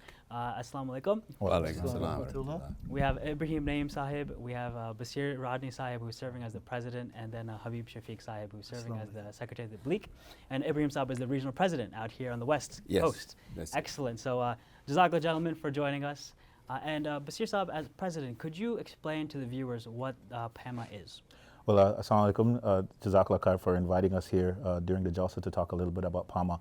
The Pan-African Ahmadiyya Muslim Association was set up by Hazrat Khalifah Masih IV in about 1984. And it has come to the United States since 2017. We are a national organization serving at the behest of Khalifah Masih, of course, and we're a subsidiary inside of the Ahmadiyya Muslim Jamaat, like one of our other auxiliaries. Our mission is to unite, empower, and inspire the African Ahmadiyya Muslim diaspora to serve Islam society in Africa.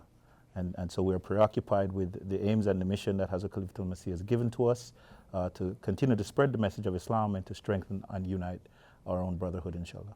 So, Habib Sahib, knowing that frame of reference, how does propagating the message of Islam through the PAMA lens work? Essentially, imagine the Jamaat Ahmadiyyat International as a mothership whose mission is to bring Islam and Ahmadiyyat to mankind. We are like a shuttle, and the Khalifatul Masih has recognized that we have a very specific skill set, and we're not something different, something separate from the Jamaat. So the mission of this shuttle is for us to go boldly into these particular areas with this skill set to identify those individuals who have become detached or untethered from the mothership of Ahmadiyyat and to bring them back with love, patience, and compassion. All right, Ibrahim Saab, how are we seeing that play out here in the West? Well, we see it playing out just by the fact that we're here at the Jalsa, so this is a very blessed occasion. And similarly, we are doing outreach to who we call the Lost Lions. There have been a lot of African Americans, or Africans as well, who have been a part of Jamaat Ahmadiyya and over time have, for whatever reason, chosen to leave the Jamaat. Well, we want them back.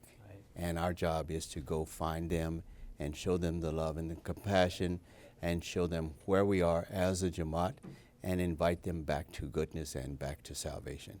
And President Saab, when we find these lost lions and bring them back, what's that transition like? How do you see the before and the after in that person? Well, alhamdulillah, by Allah's grace, all of our effort and work is with the prayers of Huzur.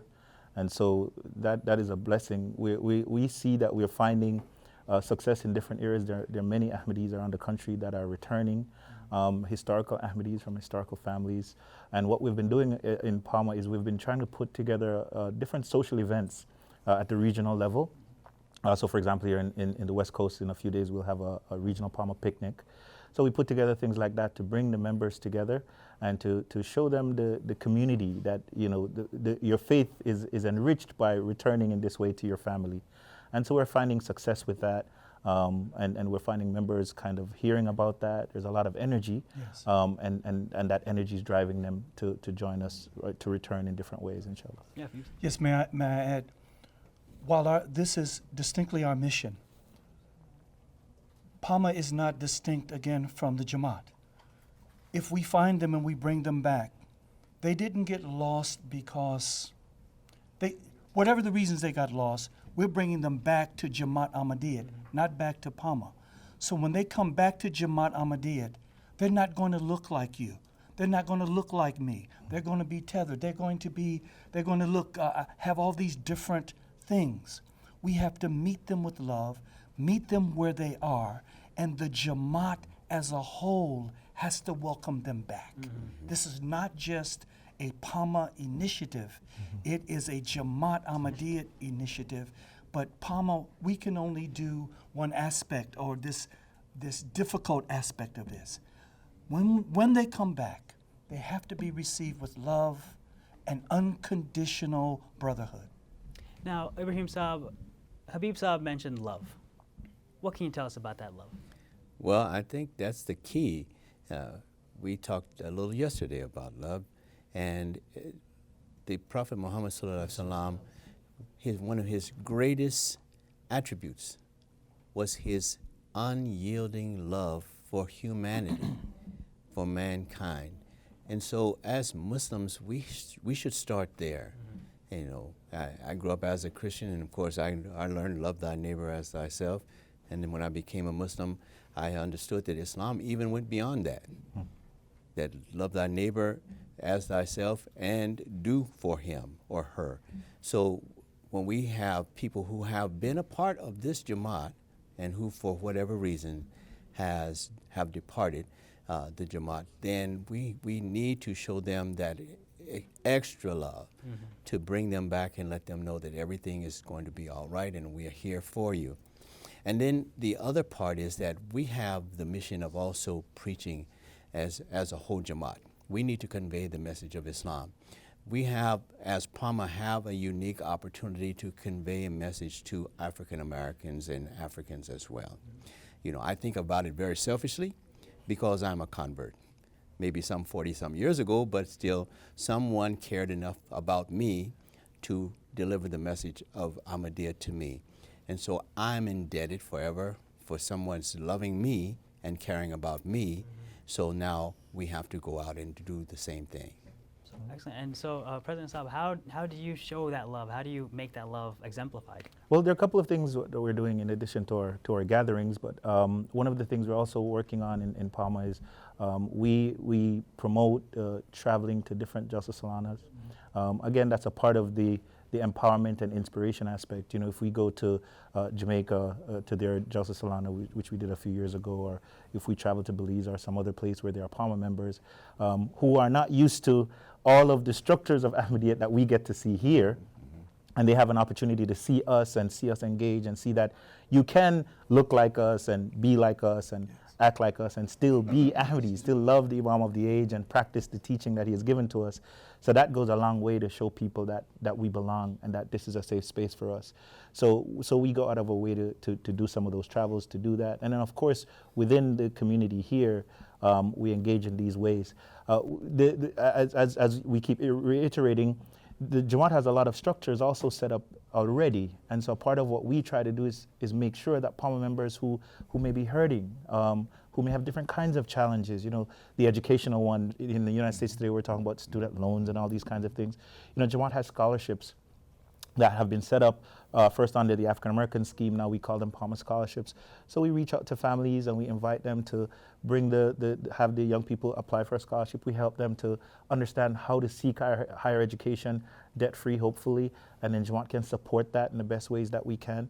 So we see our role as trying to help to liberate our people from just the trappings of the society through the Islamic lens that we bring as Palma members. You know, that's one of our goals. I think there are some Democratic nominees who could use that advice. So Habib Saab, from the field, do you have any stories that you'd like to share? Yes.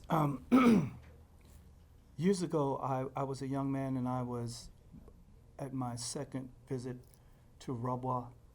This must have been December 1974, 75. And there was a person there who was of German descent, who was visiting, and he was very mentally challenged, mentally ill, and had a complete, absolute breakdown. As a young man, I watched our Jamaat under the guidance of Hazrat Khalifatul Masih III heal this person with tenderness, with love, with affection.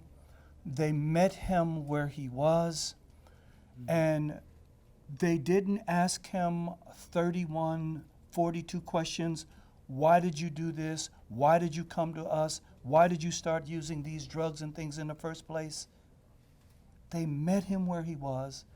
They healed him with love, and he until his death, became one of the most incredible contributors to Jamaat Ahmadiyyat in Germany.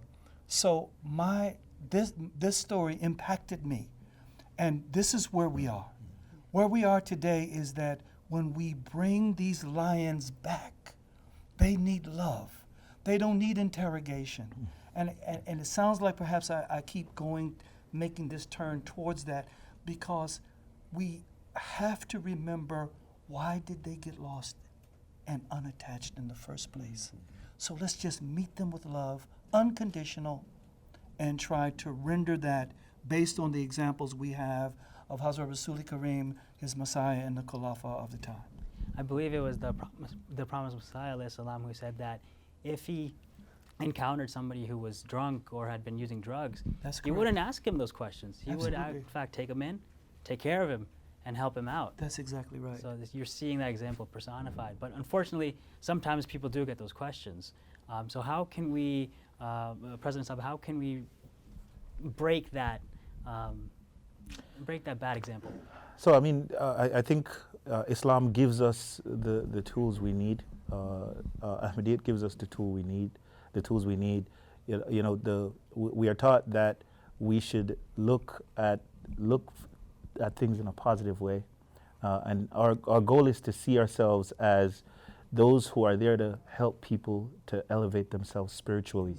So if we carry that lens, the lens of the Prophet ﷺ carried, a few years ago we were in Qadian together, and we were reminded of a story, and they said the Prophet ﷺ, whenever he was walking around Qadian, he would always have either perfume or medicine in his pocket. And that was because he believed he would encounter people who had these needs. And so, yes, I'll offer you a prayer, but here's also a gift, right? So we have to take on this sense that we are already in the house of the Imam of the age. We have already accepted the Holy Prophet Muhammad. So in that regard, we should exude a positive spirit and know that we are blessed, and that blessing should carry us forward. You know, we are at the Jalsa Salana. As I was listening to some of these speeches, that's exactly how I was feeling, that, you know, Allah has blessed us to be here to benefit from this, and that alone is a blessing. So we should act like a people who are blessed. Right. Right? Yes. And be positive in our spirit. When we see people, we support them. One of the things I've been seeing in Palma, and I want to highlight this just because it's a good time to highlight it, just this year alone, we have seen a number of Palma members who have been returning and connecting contract marriages within the Jamaat. And, you know, as I've seen it, I've seen it as such a great blessing, right? I mean, what kind of a community like this that joins people together in marriage, people who come together to pray together, worship together, and raise families together. And so that, alhamdulillah, is a good thing to see. So my thing is focus on the positive parts of what we do so well, and that Allah has blessed us to be here and to elevate the message of the Imam of the age. Jazakallah, gentlemen. Phenomenal work that we're seeing happening from Palma. And really, we got to explore a new layer of love for all and what that truly means in today's society. It's something that still works. We just have to work at it. Now we're going to watch a short nazm, and we'll be back after a short break.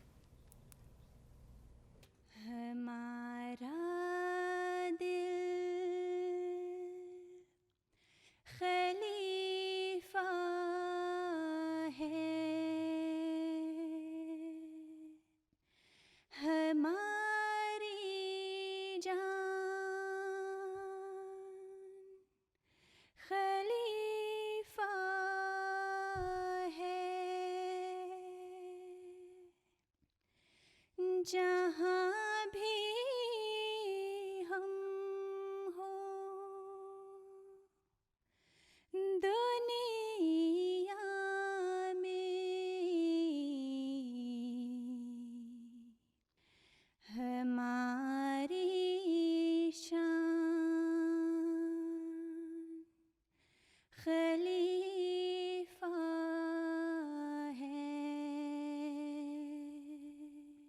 हमारा दिल खलीफा है हमारी जान खलीफा है हमारा दिल खलीफा है हमारी जान खलीफा है जहाँ भी हम हो दुनिया में हमारी शान खलीफा है हमारा दिल खलीफा है हमारी जान खलीफा है जहाँ भी हम हो दुनिया में हमारी शान खलीफा है हमारी शान खलीफा है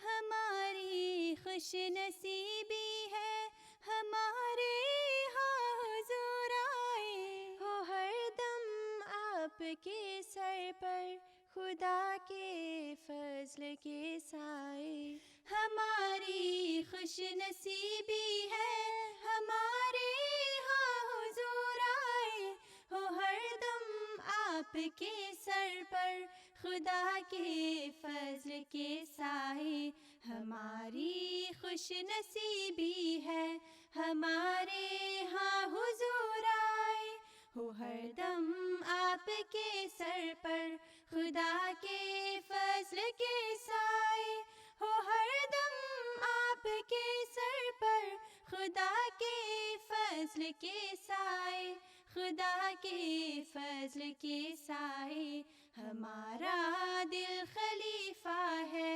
हमारी जान खलीफा है जहाँ भी हम हो दुनिया में हमारी शान खलीफा है हमारी शान खलीफा है हमारे दिल में आका आज यूं खुशियाँ समाई हैं कि जैसे फूल में खुशबू बहारें लेके आई हैं हमारे दिल में आका आज यूं खुशियाँ समाई हैं कि जैसे फूल में खुशबू बहारें लेके आई हैं हमारा दिल खलीफा है हमारी जान खलीफा है जहाँ भी हम शान खलीफा है हमारी शान खलीफा है आका आपके दम से हमारी बरकतें सारी है ऐसी आपकी शफकत जो रहती है सदा जारी है आका आपके दम से हमारी बरकतें सारी है ऐसी आपकी शफकत जो रहती है सदा जारी है आका आपके दम से हमारी बरकतें सारी है ऐसी आपकी शफकत जो रहती है सदा जारी है ऐसी आपकी शफकत जो रहती है सदा जारी जो रहती है सदा जारी हमारा दिल खलीफा है हमारी जान खलीफा है हमारा दिल खलीफा है हमारी जान खलीफा है जहाँ भी हम हो दुनिया में हमारी शान खलीफा है हमारी शान खलीफा है Assalamu alaikum, dear viewers. Welcome back to the studio, where we are now going to get into the throes of science with the professors, the esteemed professors Arshad Mahmood Khan and Professor Sohail Hussain. Assalamu alaikum, dear gentlemen. Jazakallah for joining us here. Welcome, salam. In case you don't know, viewers, Professor Khan is a professor over at University of Texas, El Paso, and Professor Hussain is a professor over in Stanford here in California, so a local fella. And well, before we begin, I wanted to really get a foundation, a background. What made you get into the field of science, and what role did Islam have to play in that journey? Well, it's an interesting question. I don't actually have a concrete answer, except to say that ever since I was a young child, I've been curious. And I think it's different for different people. And for myself, even though I'm a neuroscientist, I sort of have an interest in all aspects of science. And I remember as a kid, being on the curb of our street, looking up at the stars and trying to name them, or collecting rocks, or looking at frogs, or going around and doing things that kids do out of curiosity. And I think where Islam comes in is always the encouragement in both the Jamaat as well as with my family and my parents about constantly trying to be curious about the natural world so that you remember Allah. And, Quran is replete with, the Quran Sharif is replete with verses that talk about reflection and trying to understand the majesty of Allah Ta'ala by looking at His creation. So I think as growing up, when you're a curious kid, you feel Allah's talking to you. You feel like Allah's talking to you through the things you see. And you can't stop thinking about Allah. And so I think that one of the things as a child is that you almost feel like there's a communication that Allah has with you about His beauty. And the only way to reach it is to pray to Allah and reflect on the beauty that He's provided. So I get emotional here because that's really what it's about. It's about, regardless of the topic, regardless of the pursuit, it's really about trying to find Allah. That's really what it is. Nice. Jazakallah. Jazakallah for sharing. Professor Hussain. Let me be clear that the only reason I'm engaged in science is because I am an Ahmadi Muslim. I was born into a very loving family that was not Ahmadi. I was born as a Bori Muslim, a Shia group within the larger umbrella of Shiism. And my parents always steered us towards learning, towards education. They wanted me to become a doctor or something along the lines of medical sciences. It was after I became an Ahmadi Muslim that my mindset changed towards doing things for the betterment of society, for understanding, just as Dr. Urshid Saab mentioned, to understand the oneness of Allah Ta'ala. And you go to work every day, and I think we're both lucky in this respect. Somebody's actually paying us to ponder over the creation of the heavens and the earth. Don't tell anyone. Yes, I hope this is not being live or televised. It's both. And so the reason that I am a scientist is because of my mindset as an Ahmadi Muslim. MashaAllah. I remember growing up, my grandma used to tell me that I would grow up to be a great scientist like Dr. Abdul Salam. And I said, no, I want to be a lawyer. So that was first mistake, I would say. But the beauties of science and Islam are so interconnected. You could say that science was the prodigal son of Islam. But over the 1400 years, we've seen that become a very distant relationship. And Professor Hussein, what would you say, how are we seeing those two come back together, if at all?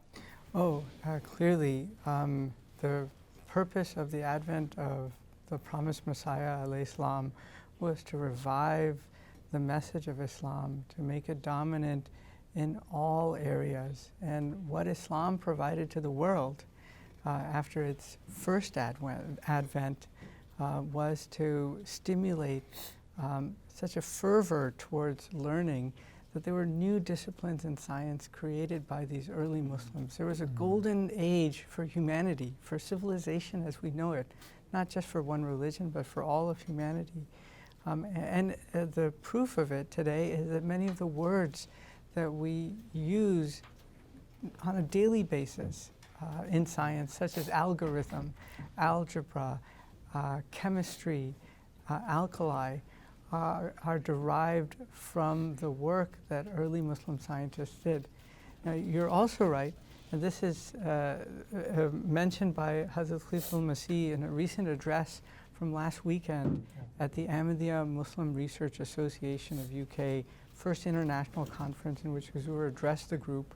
And we were very honored. I happened to be right there and to listen to this address. Huzur did acknowledge that the Muslims were at the height of civilization at one time in science, and now today they are held in scorn, derision, because there's very little scientific output from the Muslim world. In fact, Huzur said that and in fact he was quoting an article which mentioned that about 1% or less of scientific output comes from the entire composite of the Muslim world.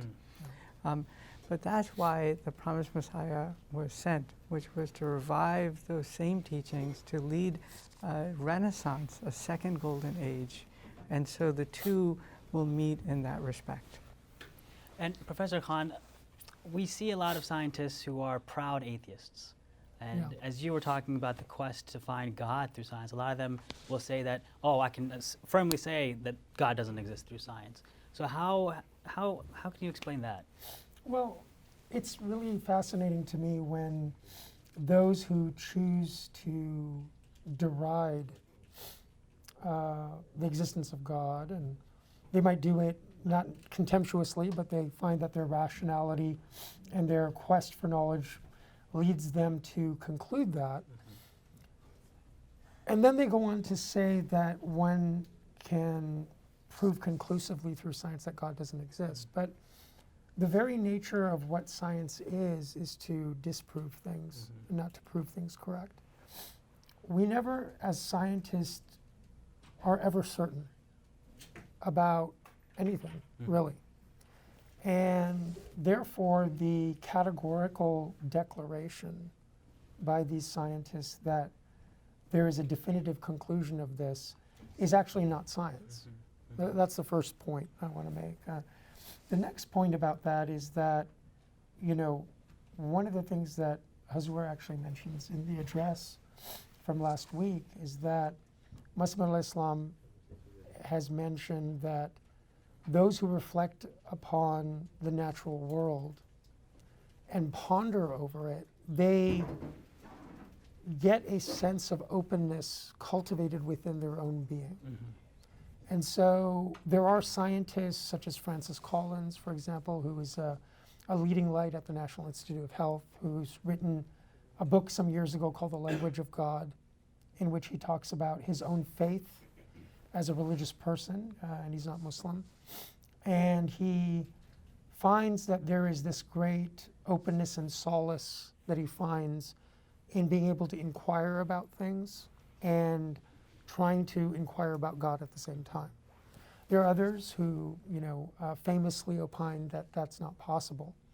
And I contend that as a scientist, one, even if you do not believe in God, the very nature of science cultivates humility in a person, because one can never be sure that the discoveries that they've made today will actually, be the end of the story tomorrow. And there's new knowledge that's always supplanting or building upon previous knowledge.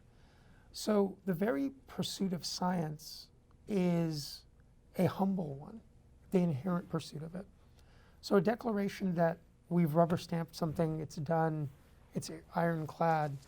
In the 1990s, for example, there was a declaration of a discovery of a third form of carbon, in the periodic table.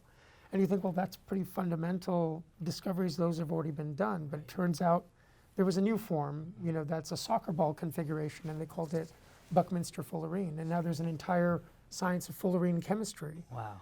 And this is based on a third naturally occurring form, or an allotrope of carbon.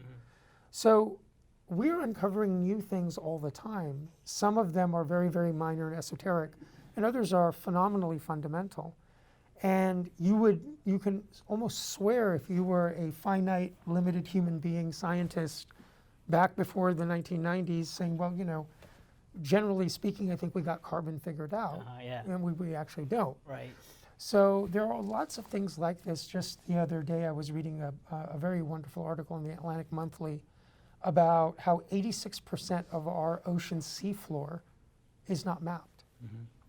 And Allah Ta'ala mentions in Quran Kareem about the oceans and how we have ships that ply the waters, and the oceans are made as a mercy for humans. But there's so much underneath that we don't know about yet. As a neuroscientist, we walk around with a 3-pound wet piece of tissue called our brain daily, but we know almost nothing about it. So I think that, if you're an atheist, but you're one who's constantly seeking for an answer, that's okay. But if you close the doors of that humility, I think it's sort of a mistake, because you end up actually doing a disservice to your own profession in science, because you're declaring something that's more of a continuum as something that's a definitive ending, which doesn't make sense to me. And speaking of disservice, and Suhailba, you were talking about how less than 1% of the scientific output comes from Islamic countries.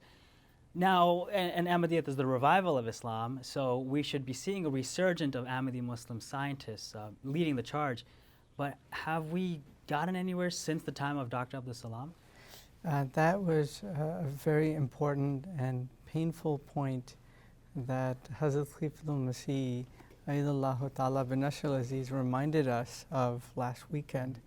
Huzur had said that after the awarding of the Nobel Prize to Professor Abdus Salam, Hazrat Khalifatul Masih Salis Rahmatullah alayhi had wished that there would be 100 such people who would be of the caliber of Professor Abdus Salam by the time of the second centenary of Ahmadiyyat, which would have been 1989. Huzur Hazrat Khalifatul Masih Khamis, Ayyadallahu Ta'ala bin Nashr al-Aziz, in his address reminded us that we're 30 years past 1989, and in his view there isn't one Ahmadi who's reached that mark of Professor Abdus Salam or international prominence in their fields to the highest level, and that this was really the mandate that we had, this was the destiny that we have, this was the prayer that he is making for us. And so on the one hand, it was painful, and I will say that those were bitter pills. And on the other hand, I feel like we had a revival, a rebirth, a second chance as scientists with those prayers, a wake-up call as scientists, because our Khalifa is now especially praying for us for this accomplishment. So now you have an audience of children who are watching back home, across the country, across the world, who might be interested in science. What can you tell them? What nugget of information, Professor Khan, can you tell them to get them more into it? I would say that you think of Allah all the time. I think that that's really what it boils down to. If you think about Allah all the time, you will start to ask with wonder, where is Allah? How does Allah manifest Himself? Can I see Allah Ta'ala? Can I feel Allah Ta'ala? What are the things that remind me of Allah Ta'ala? And your heart will naturally turn to the things that are around you. You would look at, your brothers and sisters or your parents, and you would look at your own existence. You would look at the air around you. You would look at the stars and, natural phenomena. You develop that curiosity and then start channeling that curiosity in a way that it actually takes you on a journey of learning and exploration. And so I think that without that guiding principle of thinking about Allah and getting closer to Allah, and Hazur mentions this actually very eloquently in his address from last week, is that the oneness of God is what Salam Saab, for example, was trying to, in his pursuit for understanding the unification of fundamental physical forces. He was looking at unification in a way that actually demonstrates the oneness of Allah. So as an Ahmadi Muslim, I think that we're charged with the task of not just pursuing discoveries in a worldly fashion, but to guide our pursuit of those things by vectoring towards Allah. And in doing that, Allah will then come running back to you and show you more discoveries because you're trying to reach out to Him. Inshallah. So my advice would be to seek out Allah, and everything else will come. That's. Jazakallah, dear professors, for joining us in the studio and sharing your wisdom and sharing Hazur's words as well with us and the audience. And hopefully there's a spark ignited somewhere out there where we will, inshallah, see even future more Abdus Salams from this audience. Inshallah. Inshallah, as well as from the esteemed panelists here, inshallah. So without further ado, we are now going to watch a brief clip, and we'll be back just shortly after that. यहाँ रहने वाले हर अहमदी को अपनी सोचों का धारा उसके मुताबिक करना होगा जो अल्लाह ताला की तकदीर है। बाज़ लोग ये सोच रखते हैं और उनकी सोच सिर्फ अपनी कम हिम्मती की वजह से है कि ये दुनियादार लोग हैं, इनको दीन से कोई गरज नहीं। यहाँ तो दुनिया की सबसे बड़ी फिल्म इंडस्ट्री है, यहाँ तो दुनिया की हाव बहुत है।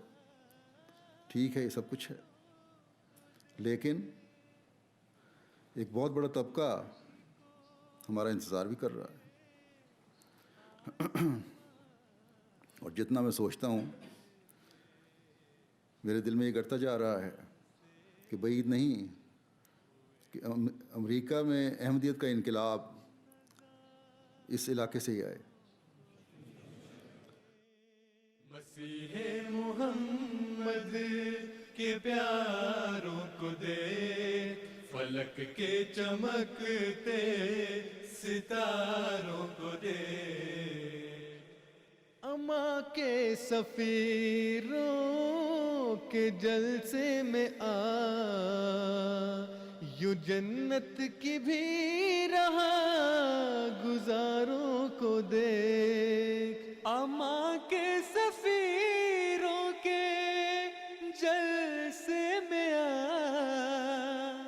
यूं जन्नत की भी रहा गुजारों को देख, मुकद्दम है नामूस महबूब जिनको मोहम्मद के उन जान सारों को देख मुक़द्दम है नामों से महबूब जिनको मोहम्मद के उन जान सारों को देख मसीहे मोहम्मद के प्यारों को देख मसीहे मोहम्मद के प्यारों को देख फलक के चमकते सितारों को देख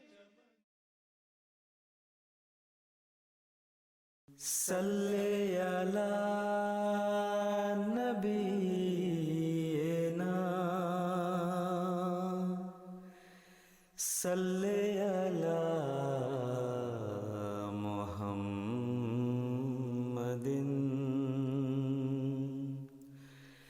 सल्ले अला नबीना सल्ले अला मुहम्मदिन सल्ले अला हबीबिना सल्ले अला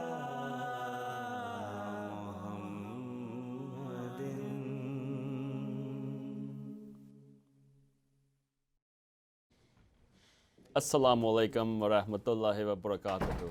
Thank you for joining us here back at the 34th annual West Coast Jalsa Salana. I'm here joined by very esteemed panelists on a very important topic, the topic of tarbiyat. That's why we're all here. Is our tarbiyat up to par to the standards that Hazrat Masih Maud Islam established for his community?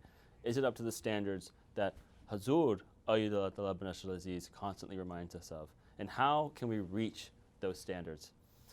Imam Saab, could you please tell us how we can reach the standards of tarbiyat that are so important for us? Assalamu alaikum wa rahmatullahi wa barakatuhu. First of all, thank you for having me on. The question you've asked is the question that has plagued mankind from its inception. We know from the story of the creation of Adam, right?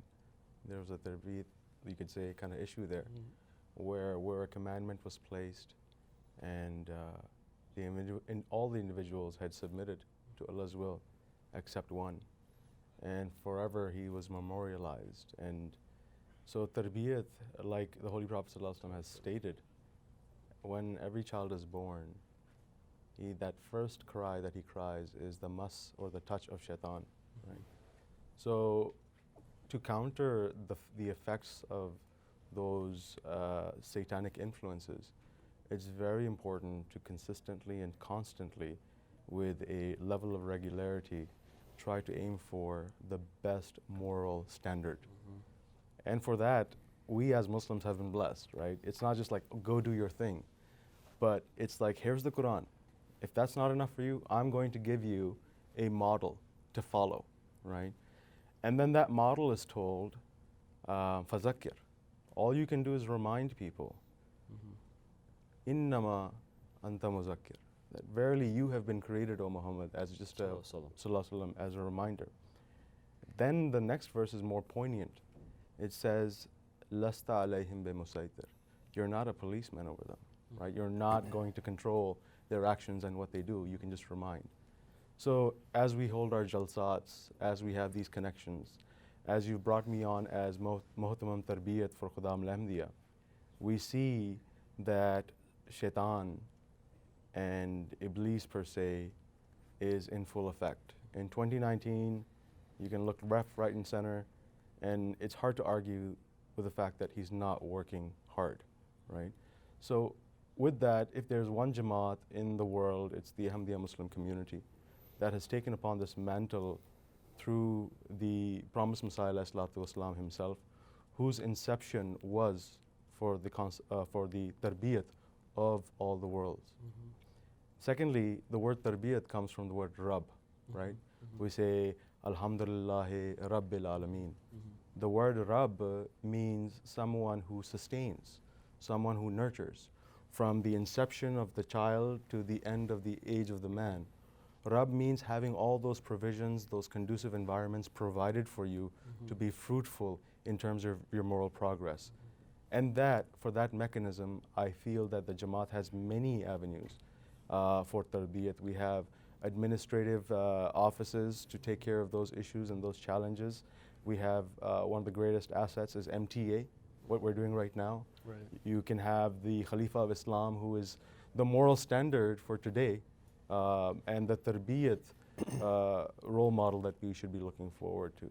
So I mean, when you ask that, it's a very heavy, loaded question, but just in a I was trying to throw you off, so. Oh, no. We're Okay. But Abu Bakr Saab, in your capacity as Nazim Tarbiyat Secretary for the Los Angeles Jamaat, you have a very big burden on your shoulders. The Los Angeles Jamaat is a very large Jamaat now, and you have this onus on you in terms of trying to see how can we improve Tarbiyat in such a large geographical area. What are some ways that we can do that? Assalamu alaikum. So the challenge that we are facing in California and LA is also felt in other bigger cities. So the Tarbiyat department is focusing mainly on establishing as many salat centers as possible so that people are within 10-20 minutes distance to pray together. So in LA, we have almost 60 miles or more of a distance to cover. So that's one of the thing that we are working on, is to establish more salat centers, especially for men to pray in congregation. And also we are focusing on, the male members to go offer Jummah, make sure that they don't miss Jummah. So, this requires a team of smaller groups to, remind, to monitor, to get a gauge of if people are facing challenges with, whether transportation or they don't have a salat center near them. We also want to make sure that they're listening to Huzur's khutbah. So having a smaller groups of clusters of groups, or at least people that are maybe a team of, put together to look after sections of different, clusters of areas where people are living together. Right. I mean, clearly, there's practical steps that need to be taken on something that's so amorphous as tarbiyat, right? Tarbiyat is everything. How do we make a change in something that is so all-encompassing? So, Imam Saab, in your capacity as Motamim Tarbiyat for MK USA National, what are some ways that we can try to improve that tarbiyat amongst those that are lost sheep? Yeah. I think the effects that are plaguing us and that are hindering our spiritual progress, as you can say, is the current situation of the world, and Hazur has addressed it in terms of our materialistic pursuits, right? Hazur has over time advised Jamaat members to live within their means, to sacrifice their time and wealth, two of the greatest things that are required right now. So with that being said, all of us in the Ahmadiyya Muslim community have that duty of tarbiyat, right? Of each other, making sure that we are strengthened when we come to the salat centers or the mosques for congregation. So how can all of us be part of this? Is to start developing those connections with each other. Muallafatul qulub, the Quran talks about strengthening the hearts, joining the hearts. In a time where we are more insulated than ever, we are in more silos than ever, we have the ability and the choices to cater to our whims and wants more easily than we have ever before. So this is something that is antithetical to the pursuit of Allah, which is killing the ego, killing the desire. So if we all can get on the same page with our own actions, our words, our deeds, right? We see part of the challenge we are facing in Khudam Lamdia sometimes is connecting with those youth that have made certain choices in their lives. But if we promote God as being all merciful and we are not to be judgmental, that's something that we all can do as well.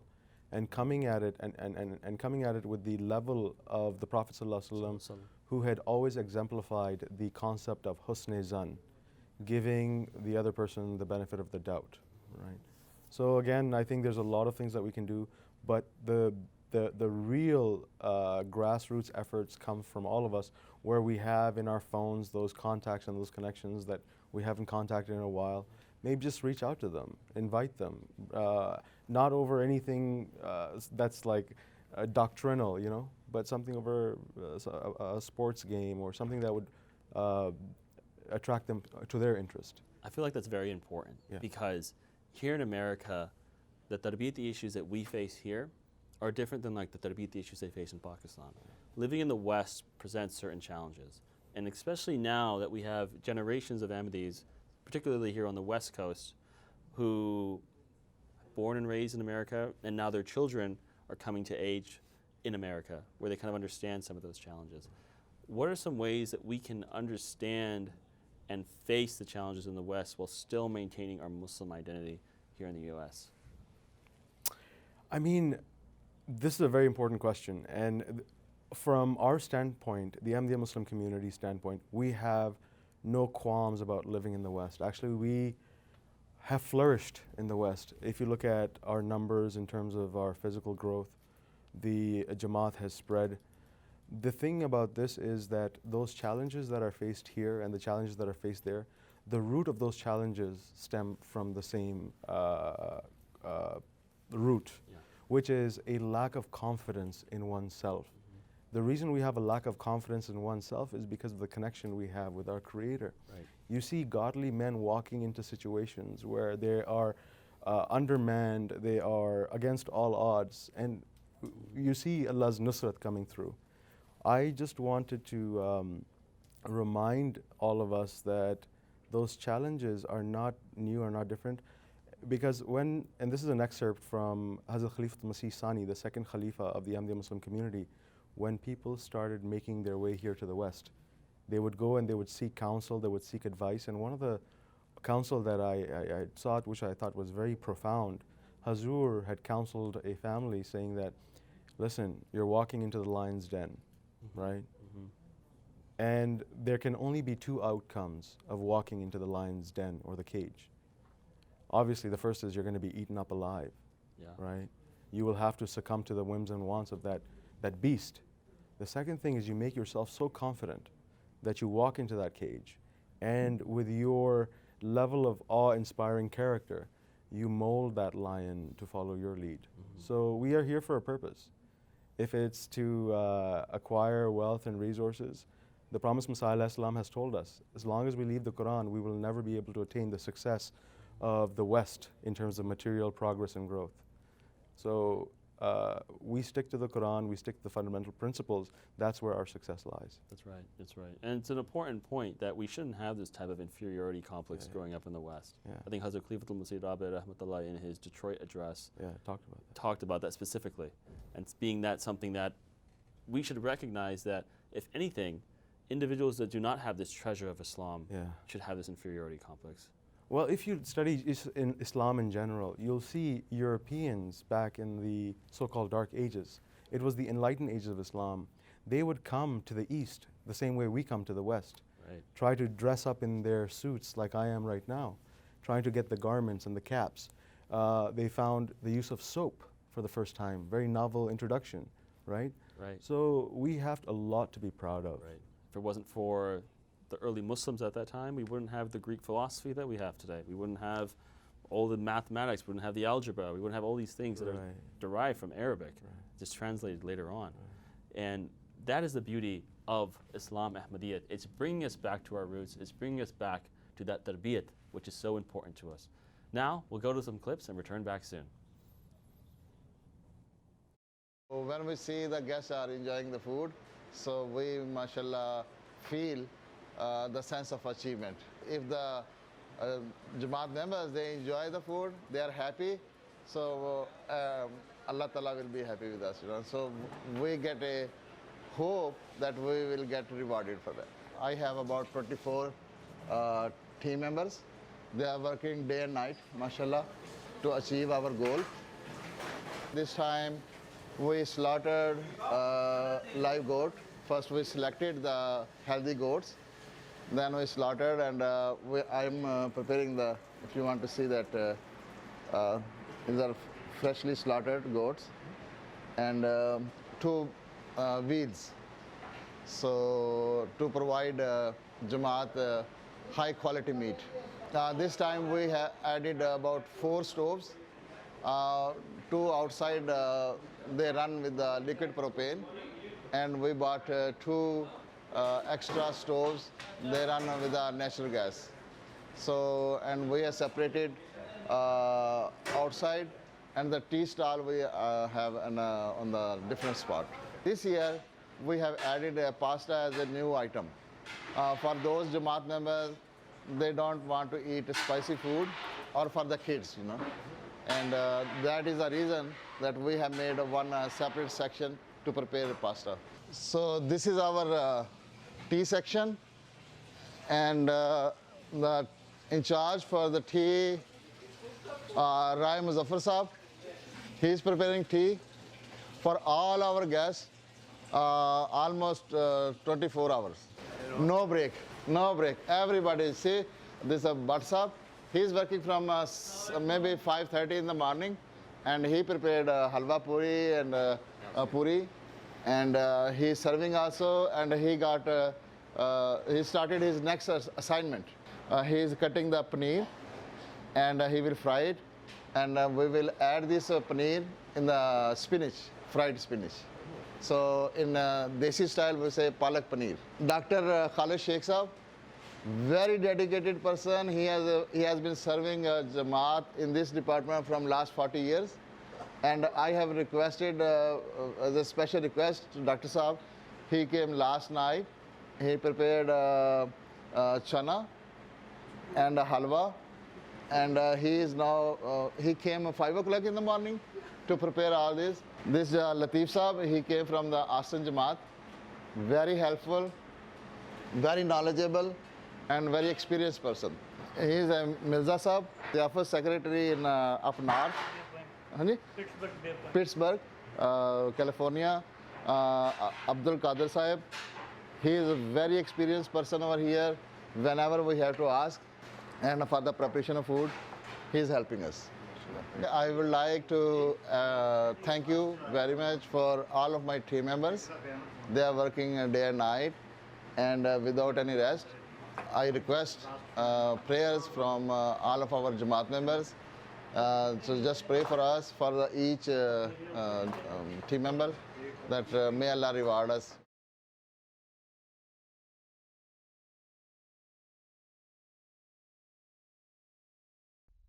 Salli ala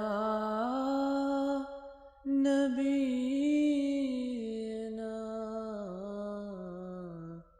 Salli ala Muhammadin, Salli ala Imamina,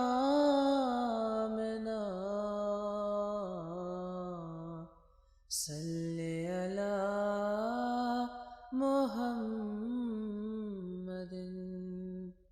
Salli ala Habibina, Salli ala Shafina, Salli ala Masihina, Salli ala Waliyina, Salli ala Nabiyyina,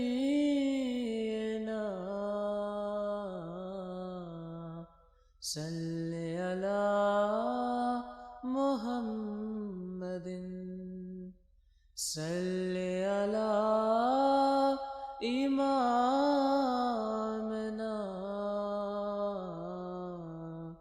Salli ala محمد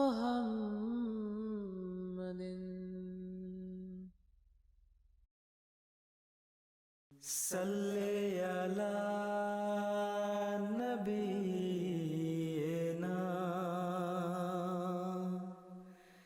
صلی علی محمد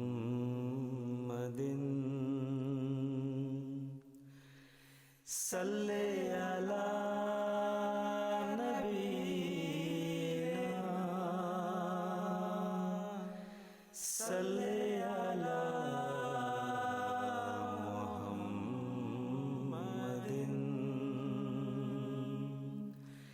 صلی علی حبیبنا صلی علی محمد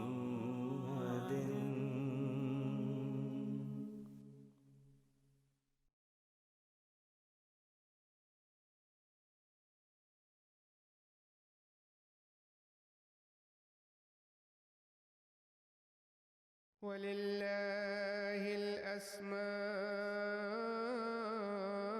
الحسنى فادعوه بها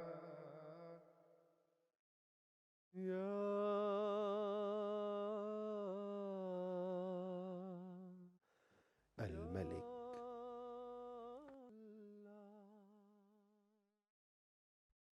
He is the King of the kings, and indeed is the Master of the Day of Judgment. He is the Lord of all creation. The Master of the Day of Judgment is one who runs the affairs of the masses according to his will. Malik, Master, is one who has total possession of creation and has this possession without the help of any partnership, and that this is not applicable to anyone but Allah. Unlike a Malik, king, from whom one seeks everything, the term Malik, master, denotes that God is responsible for everything, including food, reward, and punishment. The rule of God is not like any kingship of this world. Rather, it has total ownership and control. God has expounded the good and the bad deeds to us, and has given us free will in this world, and has told us that He has the right to punish, and that the decision to punish or forgive is with Him. The promised Messiah, on whom be peace, said that the attribute of Master of the Day of Judgment demands that we turn to Him with extreme and utmost humility, sincerity, and meekness. Those who turn to Allah in the manner of a completely helpless and powerless person, and do actually and genuinely believe in their utter incapacity as they submit, find beneficence from this divine quality. Malik is a quality of deed that promotes and advocates a profusion of mercy and compassion. However, how can man imbibe this divine attribute on a human level? Adopting mastership means that man may do justice and may avoid evil. In this capacity, he also overlooks others' wrongs, either out of mercy, compassion, or forgiveness. These human qualities only come to the fore when one is in authority and possesses control over something. One's good moral qualities and courtesy only come into focus when one is given status. An awareness of the attribute of Malikiyat turns one heart tender with the awe of punishment, and thus generates a true insight.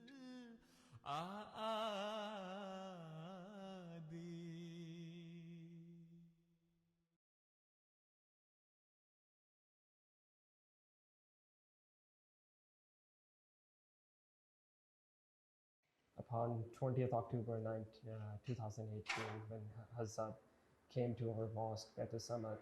We were so excited, and as soon as he came to our mosque, everyone drew to their places.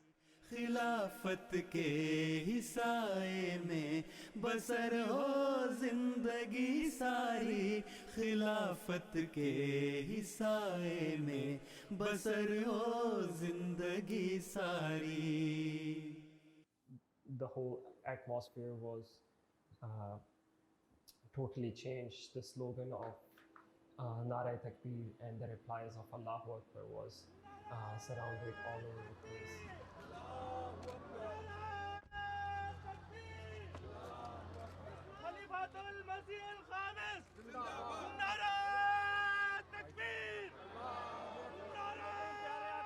Hazrat was waving back to all of us. Hazur came and he leaded with the prayer. Thanks to God Almighty that Allah has blessed us with another mosque. And then Hazur continued visiting different premises of the mosque. And he also planted a tree, red maple tree, at our mosque. खिलाफत के ही साए में बसर हो जिंदगी सारी खिलाफत के ही साए में बसर हो जिंदगी सारी. So I remember at that time when Azab was walking inside of the parking area, and when he planted the tree and going towards kids, and all of kids were so excited by looking at Hazur, and Hazur waved back and smiled. That moment was tremendous. So the moment first Fajr namaz offered behind Hazur, it was the moment when I realized I was so blessed that I get an opportunity of praying with Hazur, and starting from there, having missed any of prayer, get a chance to offer all prayers with Hazur.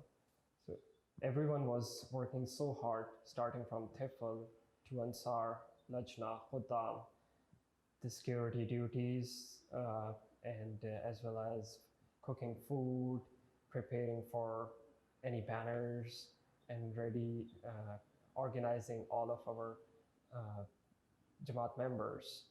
And after the Hazur's visit, and the spiritual fitness can see the level of spiritual fitness was so high that I have noticed after the Hazur's visit.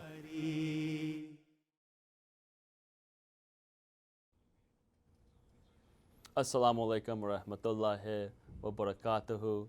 Jazakallah for coming back to us to the MTA studios here at Bait al-Hamid Mosque. We're going to talk about a very interesting discussion. We're going to talk about converts to Ahmadiyyat. I'm joined by two very esteemed panels, Luqman Malik Sahab and Bobby Cruz Sahab. Assalamu alaikum. Walaikum assalam wa rahmatullahi wa barakatuh. And they're both converts to Ahmadiyyat. Luqman Sahab, yourself converted for quite some time, and Bobby converted quite recently. Right. So one thing that we'd like to know, the viewers would probably like to know, is what's your story of converting to Ahmadiyyat? How exactly did this happen? And give us a brief introduction about yourself. Yeah, absolutely. My name is Luqman Malik. I've been here with the community for 19 years, since 2001. My story started back in 2001 after September 11th. Obviously, we take something negative to turn it into a positive, and opening up the doors of countless blessings that we've encountered. But again, the story is really long. We only have a few minutes that we can talk about. But again, it all started with 9/11, and it's something obviously very drastic that's happening to the nation, and learning more about Islam because of that day itself, right? There's so many things we can talk about. So when you first learned about 9/11, what did you do next? Did you start just researching Islam generally? Or because normally in that light it's seen as a negative thing, right? Yeah, no, I think for me was, at that time I was studying world religions. I was studying in college. about other faiths itself. Not necessarily more about Islam itself, but it was about world faiths, right? Obviously, you take 9/11 happens, and you know, I end up coming to a mosque that day because I wanted to find out more about who. You what wanted to Islam was interrogate about. somebody. We understand. Absolutely, absolutely. Got to find the truth, right? But you know, going in, you know, studying law enforcement at that point was I needed to know what the community is about and what Islam was mainly focused on. And did you come to this mosque or was it another one? Yeah, I came here. It was my first mosque that I've ever attended. Absolutely. MashaAllah, MashaAllah. And Bobby, how about yourself? How did you become introduced to Islam? Yeah, no, it's been a long journey for myself as well. Lukman and I talked yesterday, and it's very similar backgrounds. I was born a Christian. We actually kind of went through several denominations: Baptist, Presbyterian, Evangelists, and then non-denominational. And just, you know, as I went to college as well, I learned about world religions. And for me, there's always that pressing question. You know, there's 8 billion people in the world, right? There's 2.4 billion Christians. And if, you know, Allah's plan is to just save them, that's not a perfect plan to me. And then I just started learning about Islam and how, you know, not only you respect all of the prophets, we respect all of the prophets. And that was beautiful to me. I didn't want to abandon God. You know, I did abandon my previous faith, but I wanted to find something that allowed me to believe in God, and that's what Islam was for me. So, Bobby, when you first learned about Islam, what made you want to become Ahmadi instead of, say, any denomination of a Sunni Islam?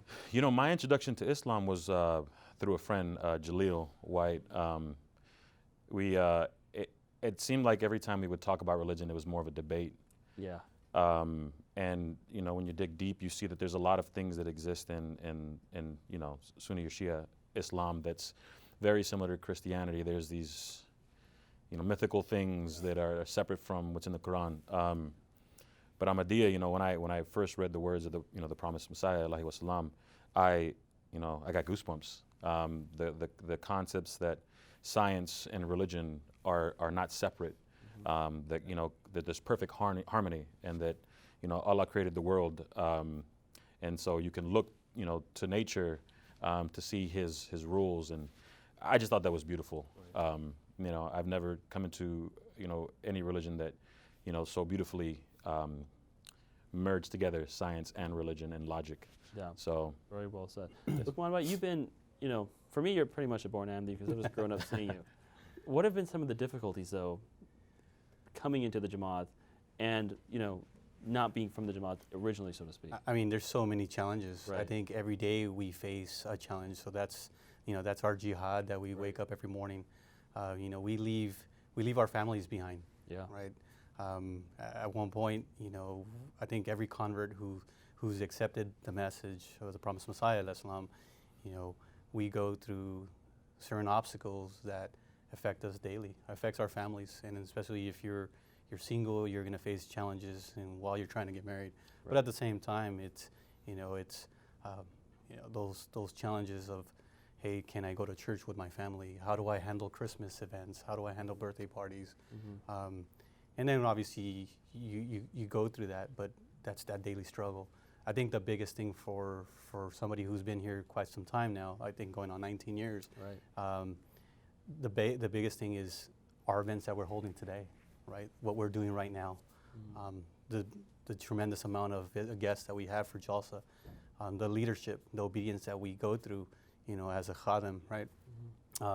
All the sacrifice, you know, that we do for our Khalifa, right. and to hold these events, but it's a daily challenge. Our families we get left behind, and it's a daily struggle. That's right. It's very challenging.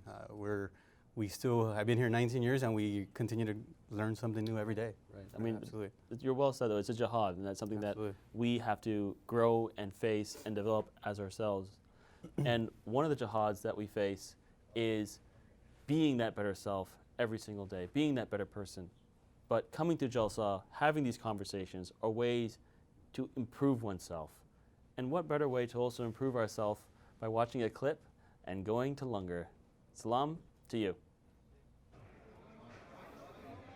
Assalamu alaikum, dear viewers, and welcome to the field here at Jalsa Salana. We are in the Langar Khana area where people are happily eating a delicious lunch. And to learn a little bit more about this meal and all the other meals that we get to have here at Langar Khana, I'm joined by Nazim Langar himself, Mr. Rafiq Tahir Sahib, and one of the muavineen of Langar Khana, Adil Zaman. Assalamu alaikum, gentlemen. Jazakallah for joining us. So, Rafiq Sahib, you know, we just had a wonderful lunch. Yeah, thank you. And what are we seeing new this year that we didn't see last year? Last year we didn't have pasta, so we added pasta in our menu for children especially, and for those Ahmadi brothers and sisters. They don't want to have some kind of a spicy or desi food. And how big is your team? My team comprise of about 24 people. Yeah, Jamaat members, yes. Nice. And one of your team members is here, who's one of the servers. So how have the people been responding to the food as you serve it to them and all that? They are very happy eating and enjoying the food, and they are kind of looking forward to having again, especially the Rafiq Sahib mentioned the pasta. People demanding your pasta, they needed more pasta actually. Somehow they say it's very delicious, so they are requesting more and more of it. And that's the greatest compliment, right? Yeah. So there is another change from last year. This year, we bought live and then we slaughtered and we cooked fresh meat today. You know? So this is a big difference today. And 2 steers we slaughtered, and we will cook inshallah tomorrow. Oh, so tomorrow we'll have that? Yes, yes. How many goats? About 14 goats. 14 goats. Wow. So how much anticipated attendance were you thinking when you were preparing? For this one, lunch, about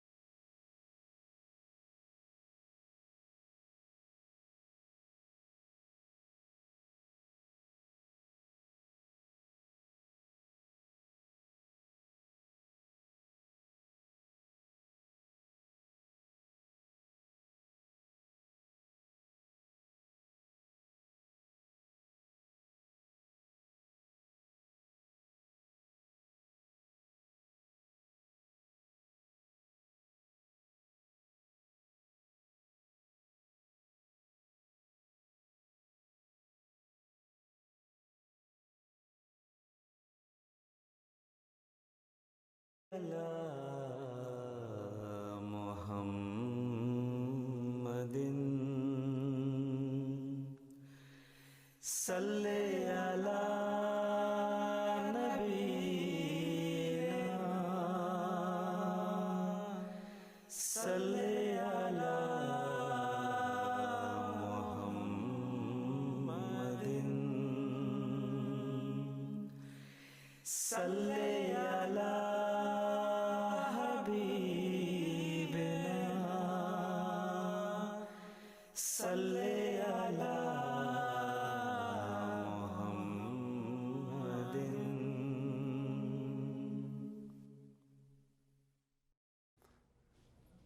अस्सलामु अलैकुम व रहमतुल्लाहि व बरकातहू।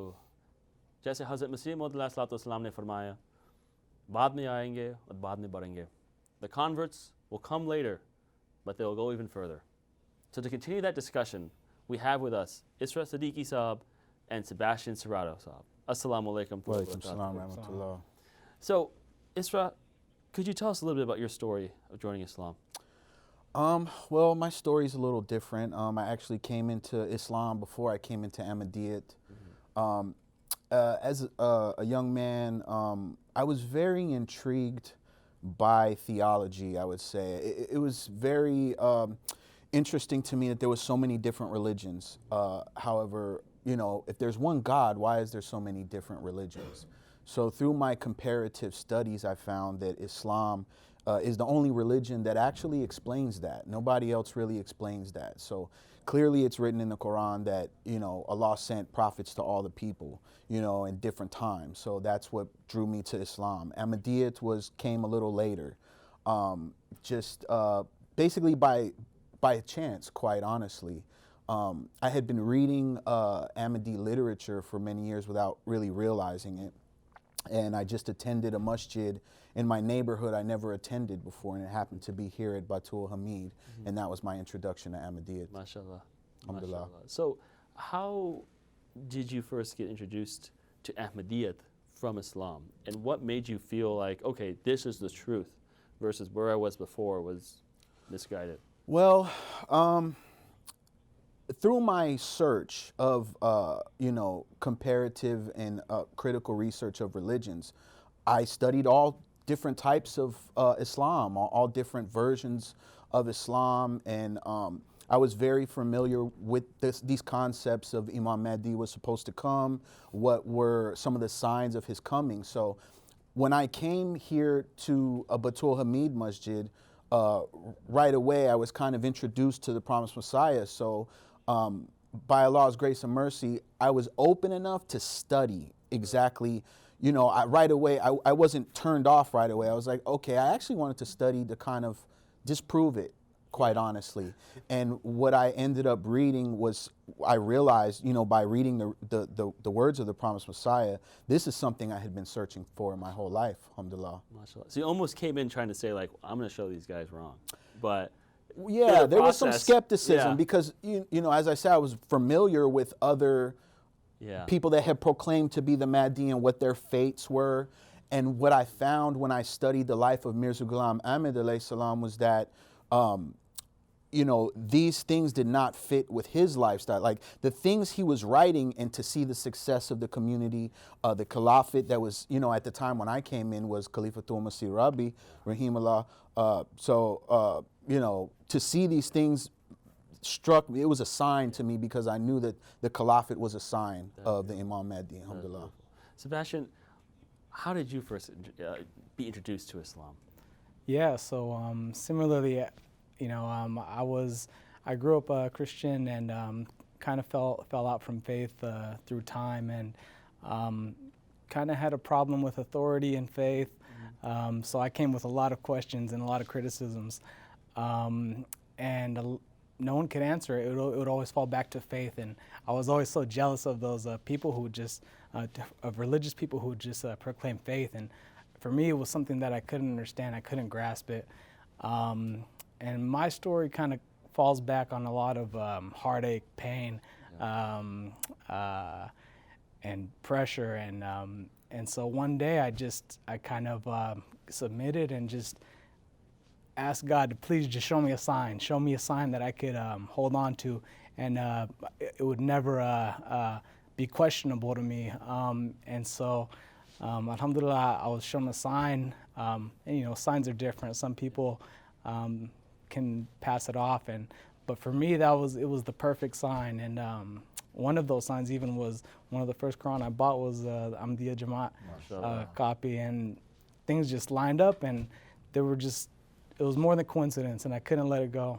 And so I had to just keep digging in, and again, I had those questions similarly to you, and I couldn't refute, and I couldn't disprove anything, and so I kept digging, and it was that was probably one of my struggles, was just trying to, it was a very abrupt year.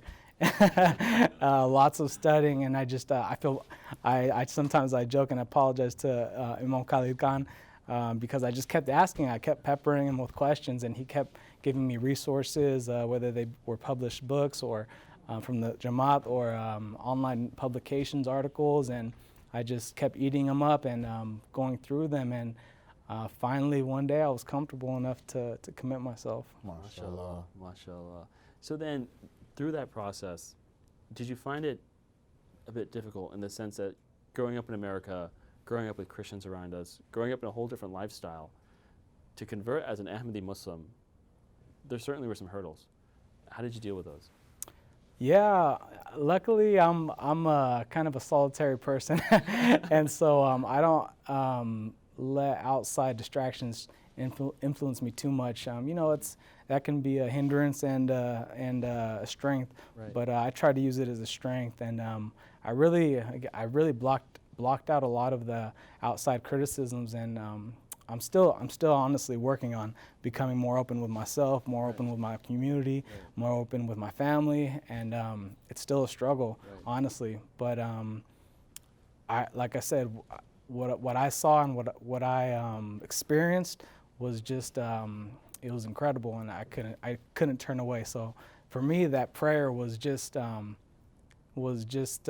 beginning, and it started this whole journey, and I couldn't look back. It was I saw it. Right. I finally knew what faith was. Yeah. MashaAllah. Isra, how about for yourself? For me, I think for me personally, I've always been the kind of person that just follows my heart.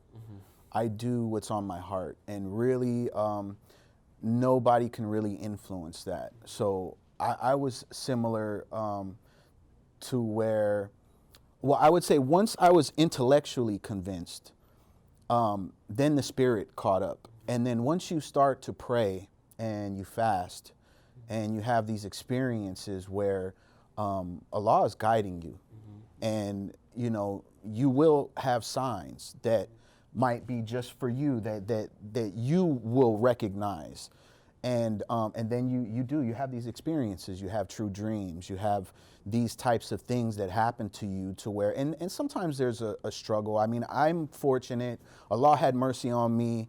I didn't have any trouble with my family, but I've heard of terrible stories of converts. For me, it was more lifelong friendships that evolved or I either grew out of, and I have a whole new family, you know, a group of friends that are like more like brothers now. Right. So alhamdulillah, yeah. I always feel that difference too. There's one thing about having close friends that are at your school or your college or at work, and then having those friends at the Jamaat, and they're not called friends, they're called brothers. Right. It's really like an extended family. Indeed. And how have you felt that being embraced for you through the Jamaat, through your years of, you know, almost 20 years?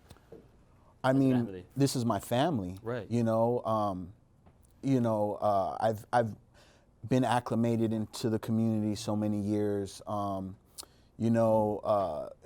It's a warm feeling, especially when you come to Jalsa Salana and you have friends that through this Jamaat that you see at these functions, and it's just such a wonderful feeling to know that you have family literally all over this globe. Right. I mean, you could go to any Ahmadi mosque in the United States, in the United Kingdom, in Africa, and you're going to be...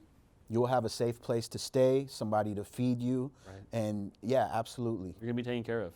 That's pretty much it. And the message is going to be the same. If you were, say, a Sunni Muslim, you could go to any mosque and you don't really know what exactly is being taught. You don't exactly know what the politics are of that mosque or whatever it might be.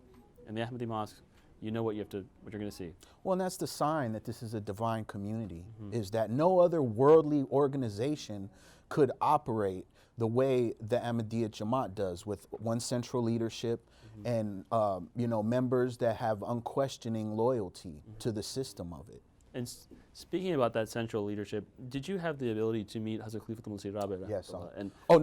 Not Khalifa Rabi, but our present Hazur, alhamdulillah, I have, but unfortunately not Khalifa Rabi. So in your interactions with Hazur, is there anything you'd like to share with us? It's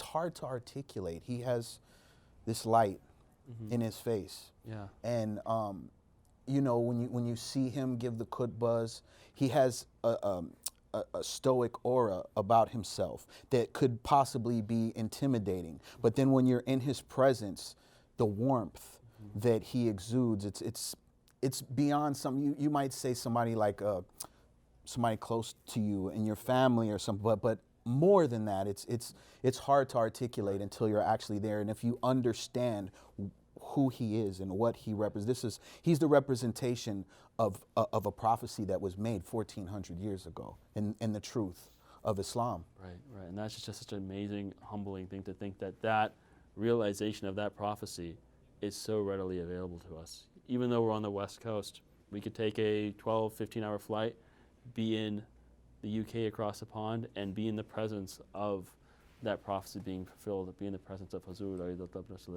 Sebastian, have you had any experiences of meeting with Hazur?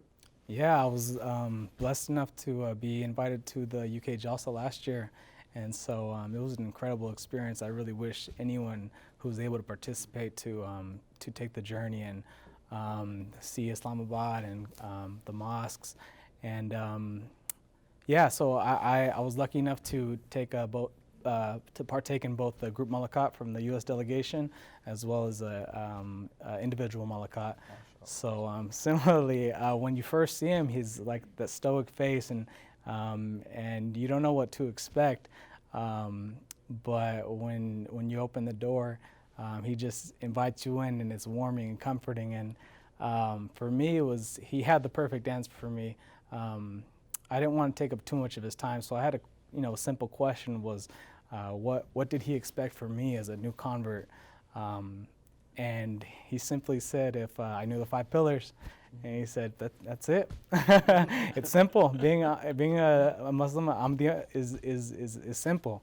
And so I don't know. I don't know if he could tell the I don't know, not pressure, but responsibility that I felt on myself to make sure that I was acting appropriately and following through with the way that this should be followed through. And he simply stated, follow the 5 pillars. It's simple as that, and gave me a big smile, and it was wonderful. I mean, Islam really is a way of life. It's a way that you change the way you exist, you know? I mean, we're taught how to pray, we're taught how to keep our hygiene, we're taught so many different things. There's a prayer for essentially everything that you should be doing. So Isra, during your early time as a convert, how was that experience of slowly acclimating to the responsibilities of what Islam requires of us?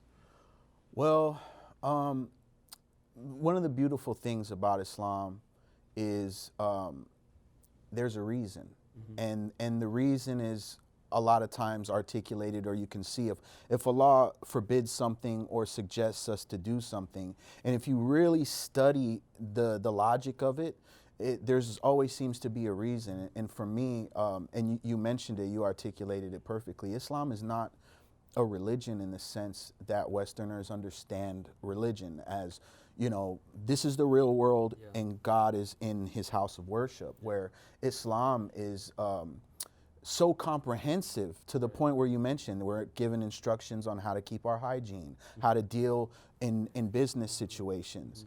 And, you know, it's really the natural way of life. So if you understand this, sometimes a lot of us have to unlearn things that we were taught in ways we were taught to view certain aspects of life. And it's very liberating in a lot of ways once you understand what it is. And it just helps improve your life, you know? Right. Absolutely. I mean, Islam in itself, at that very early nascent stages, was revealed over a period of 23 years where the Holy Quran was being revealed. So those companions who are considered the stars of our guidance and the ones who are forgiven, they had a process of 23 years to be able to get to where they were. Absolutely. So clearly, there is a type of understanding that we pray 5 times a day, we improve each time, we try to become a better person, but it's not something that you're expected to do instantly. It doesn't happen overnight. And as you mentioned, everything is a process. I mean, a flower just doesn't bloom. Right. You know, it takes time. A baby doesn't come out as a full-grown, you know, human. Right. So this evolution of accepting Islam, first logically, and then you begin to worship, and then you have these spiritual experiences, and then you're tested. Right. After that, then the tests come. Yeah. So, but you understand that this is just improving you. So, Sebastian, through your brief, you know, as a Muslim, how have you seen your life change for the better compared to where you were before? Why Islam? I mean, that's you know, why should anybody convert to Islam? And what's your reason for that? You know, it's again, like before, I wished God existed. I didn't know, and I wished God existed. And now that I know that there is the truth out there, you know, it's almost like you can't look away. You can't. You'd be lying to yourself if you turned around. At least from what I've experienced, and I prayed my heart out. Again, I was blessed and lucky enough. So I know it's not answering your question specifically, but to a person who truly prays and who truly sees something that that changes their conviction, you can't look the other way. Right, and that's the beauty of Islam, that once you see that change, once you see that truth, you realize that this is the way of life. This is the way that we should be existing. And the truth can't be denied. The truth is what it is, and the truth is Ahmadiyya. So Jazakallah for staying with us. We will now go and see some clips.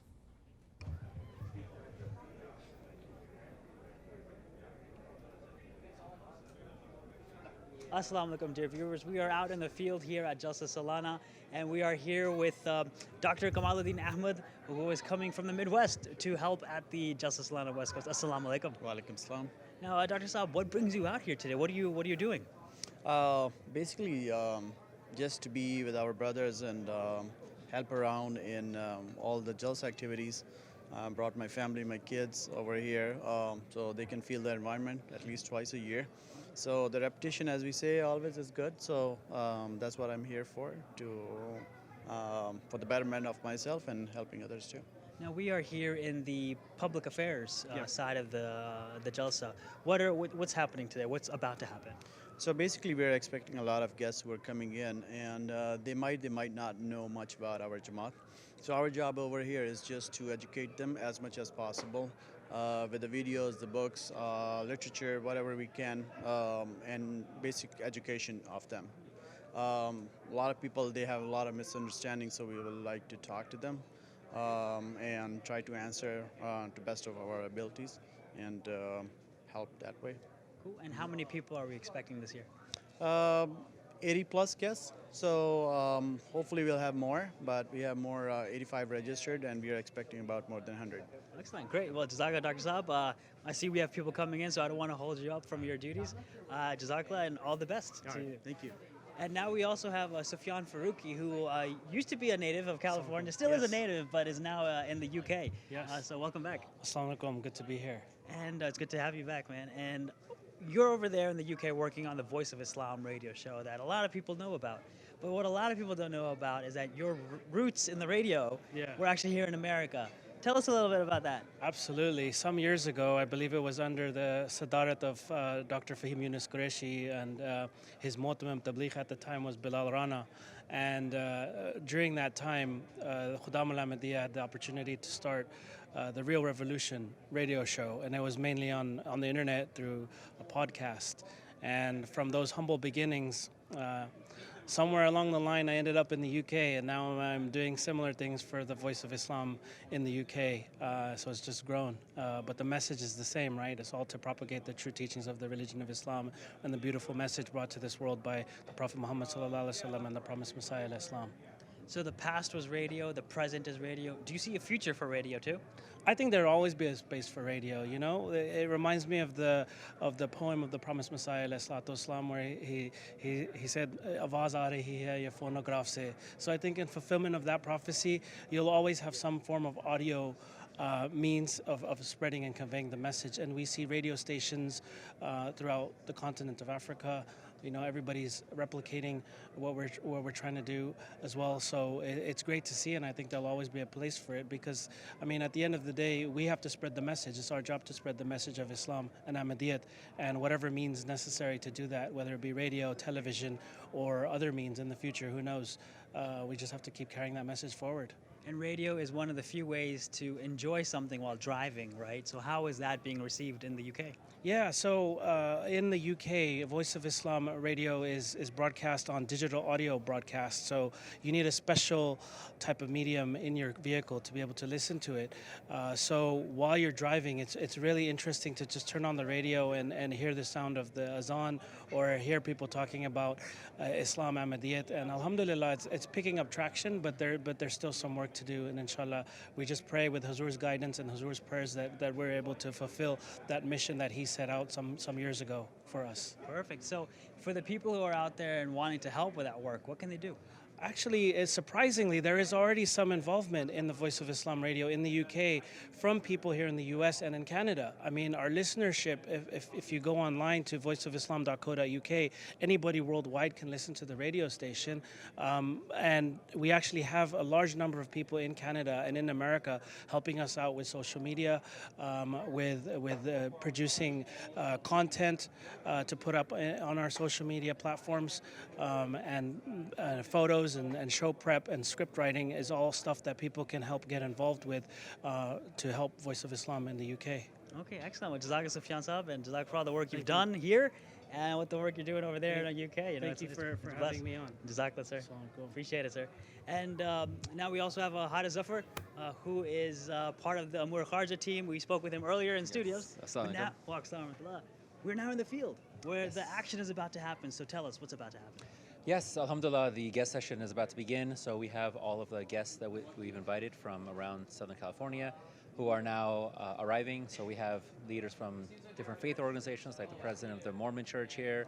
We have a member of U.S. Congress. We have some police chiefs, some mayors from different cities that'll be coming. And so we'll be giving them a little tour around this tent that you're in right now, the exhibition hall.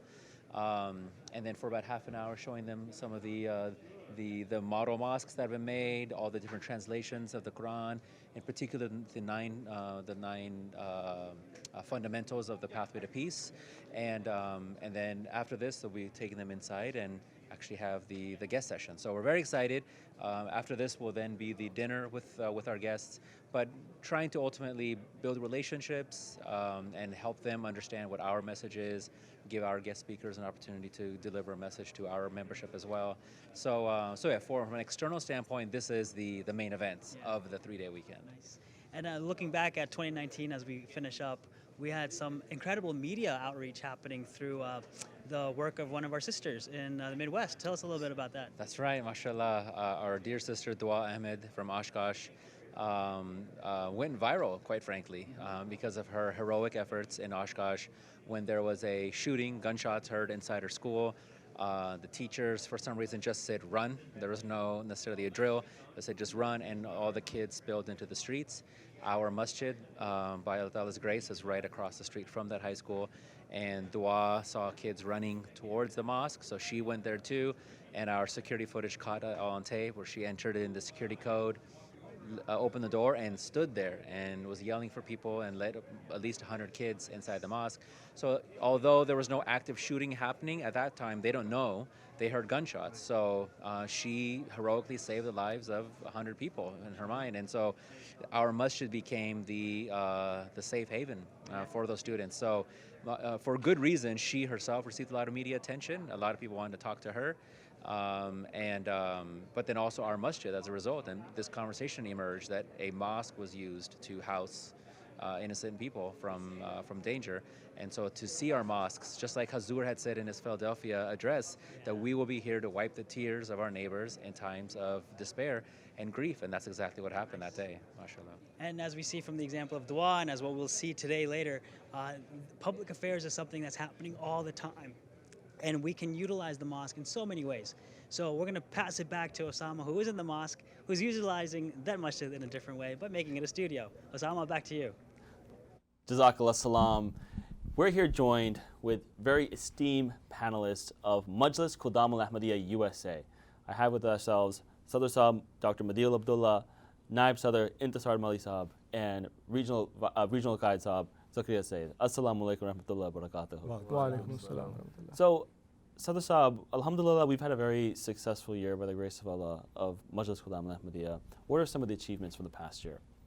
So this previous year, our beloved Hazur, Ayatollah Ibn Nasr Aziz, has actually started off the year with a malakat, a Daftari malakat with myself, and also had a national Amla meeting as well at the beginning of the year. Hazur Anwar gave us very specific instructions on various tasks. At the beginning of the year, Hazur spent about an hour and a half total with us, giving us instructions on what we should be doing. One of the things that Hazur emphasized was as far as our Khidmat al-Khalq activities. By the grace of Allah, this past year we were able to feed about 750,000 people and basically gave them warm meals throughout the year. Hazur Anwar also very specifically gave us a target for our budget, to increase our budget. So by the grace of Allah, we were able to increase our budget 23%, and we were able to collect about $750,000 for our budget this year. MashaAllah. Now, in terms of the khidmat al-khalq activities, Gaitab, you actually saw some of that on the ground when the national parks closed down and Joshua Tree was not being maintained, and it being within your backyard. You actually did a lot of work in that. Describe some of the things that happened then. Yeah, no, Jazakallah. That's right. Under the direction from Southern Majlis, Dr. Madil Abdullah Sahab, we had a national initiative to reach out to or to visit our local national parks and do what we can from a Khudam perspective to clean up and maintain, our neighborhoods and the parks that we love. So alhamdulillah, we were able to get kind of last minute a good number of Khudam to go to Joshua Tree National Park and partake in some of the cleanup activities. And there were some other individuals, fellow park lovers that were there as well. And they were actually very happy and pleased to see us out there in such strong numbers cleaning up the park. So much so that we went viral. Yeah, in a you're sense, right. I mean, yeah, you're right. Alhamdulillah, CNN, I believe, covered it, and there was a number of other news agencies that had picked up on the story and covered the activities that the MKA had done. MashaAllah. Naib Sadr, now that we have the year in review, of course, we have a lot of things coming up for the upcoming year. We have the 2020 centennial year of the Jamaat in the United States, and Majlis of Khudam will, of course, have a large role in that. What are some of the things that we have planned? So I'll start with first mentioning that as we started this Khudam al-Ahmadiyya year, we got a theme approved by Khalifat al-Masih, and this is something that we've started over the last couple of years, as Hazur himself recommended, that we should pick a theme for the year and then focus our programs or activities according to that theme. So this year, Hazur has approved the theme of the perfect man, the life of the Holy Prophet Muhammad sallallahu alaihi wasallam. So that will be part of all of our programs to raise awareness, to learn about his life, and share about his life as well. And as part of that program, the Talim department is doing podcasts, video series. We're reading the book Seal of Prophet. And Sadr Sahab actually himself is leading a program under that where he's doing an audio version of the book written by Mirza Bashir Ahmad Sahab. So that will be a theme that will go into our ijtimaat as well, our local ijtimaat starting up soon in February, regional ijtimaats coming up in March, April, leading into the national ijtimaa over the summer. And as you said, this being the 2020 year, there are a number of activities that are being planned under the Jamaat umbrella in the Zion, Chicago areas and other parts of the country as well. So we'll be participating in programs to celebrate our 100 years in the country. Sadr Sahab, I am on that Telegram group of the Perfect Man, and I get your updates. How has it been going through that process and creating that series? So it's each week we read about 20 to 25 pages of the book Seal of the Prophets by Hazrat Mirza Bashir Ahmad. And it's each week it takes about an hour and a half to read. So our plan is to have the full audio reading of that book by the end of the year. MashaAllah. So reading about 20, 25 pages a week. And I think so far we have over 1,000 Khudam that were able to listen to some part of the series.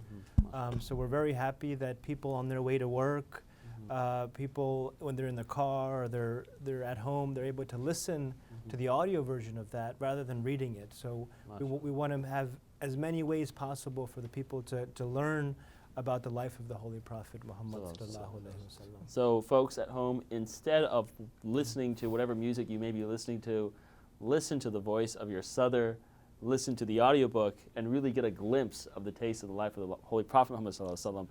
You know, in Hazrat Khalifat al-Masih Rabi Rahmatullah's Detroit address, he talked about kind of this unfortunate inferiority complex that some folks as Muslims growing up in the West might have, thinking that they are lesser than other people just because of not growing up in the West, not looking like other people in America, whatever it might be.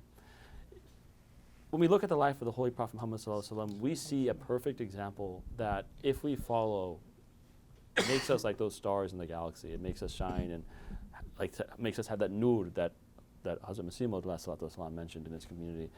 In what ways can we adopt that lifestyle of the Holy Prophet Muhammad Sallallahu Alaihi Wasallam, instead of it just being in theory? What can we do on an everyday life to change our life to be and to follow in that esteemed model?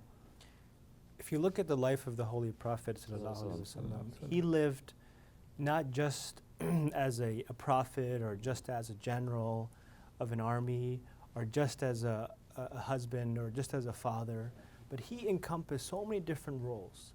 And every role that he was able to encompass, we can learn from each of those roles. So if we look at the example of his household, the Holy Prophet ﷺ would always be busy with work at home. He would sew his own clothes. He would help out with the chores of the house. So as Khudam, we should learn from this great example, and we should help out in the house as well.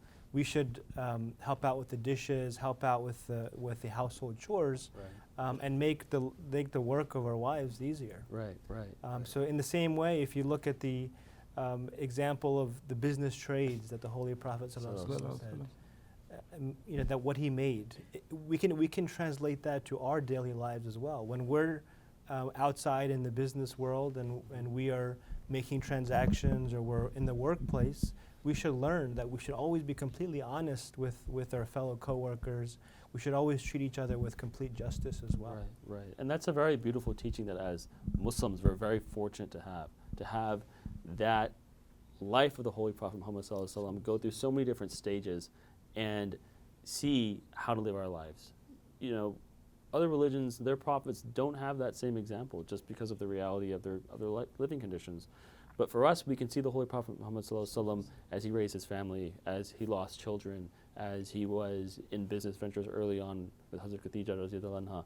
And we get to see how we should behave ourselves. We get to see what the model we should have. And then as Ahmadi Muslims, we're even more fortunate because we have Hazur Aziz through the recent series of Friday sermons showing the men of excellence, showing those early prophets, or rather those early companions, and how we should model our lives after them. Now, what are some ways that we can get that nearness to Hazur and really benefit from that advantage of being Ahmadi Muslims? So I think sort of just to add on to your earlier conversation as well, when we talk about living and breathing this or practicing this in our daily lives, it will happen if we are frequently in touch.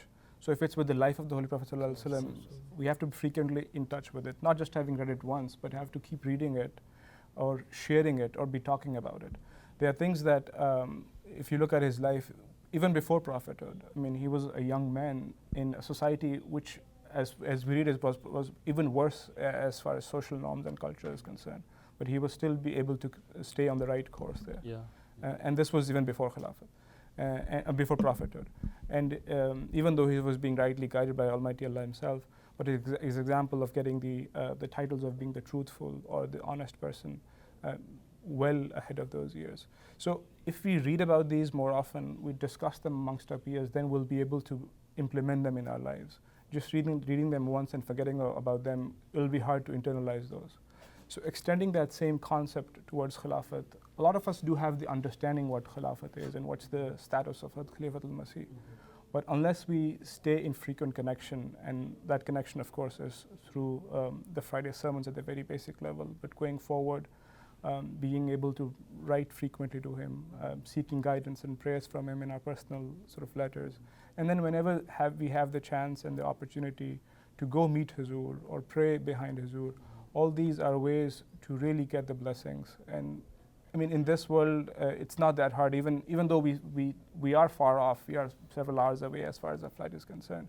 But there are means that we can get there. We can find that time and go spend time close to Huzur.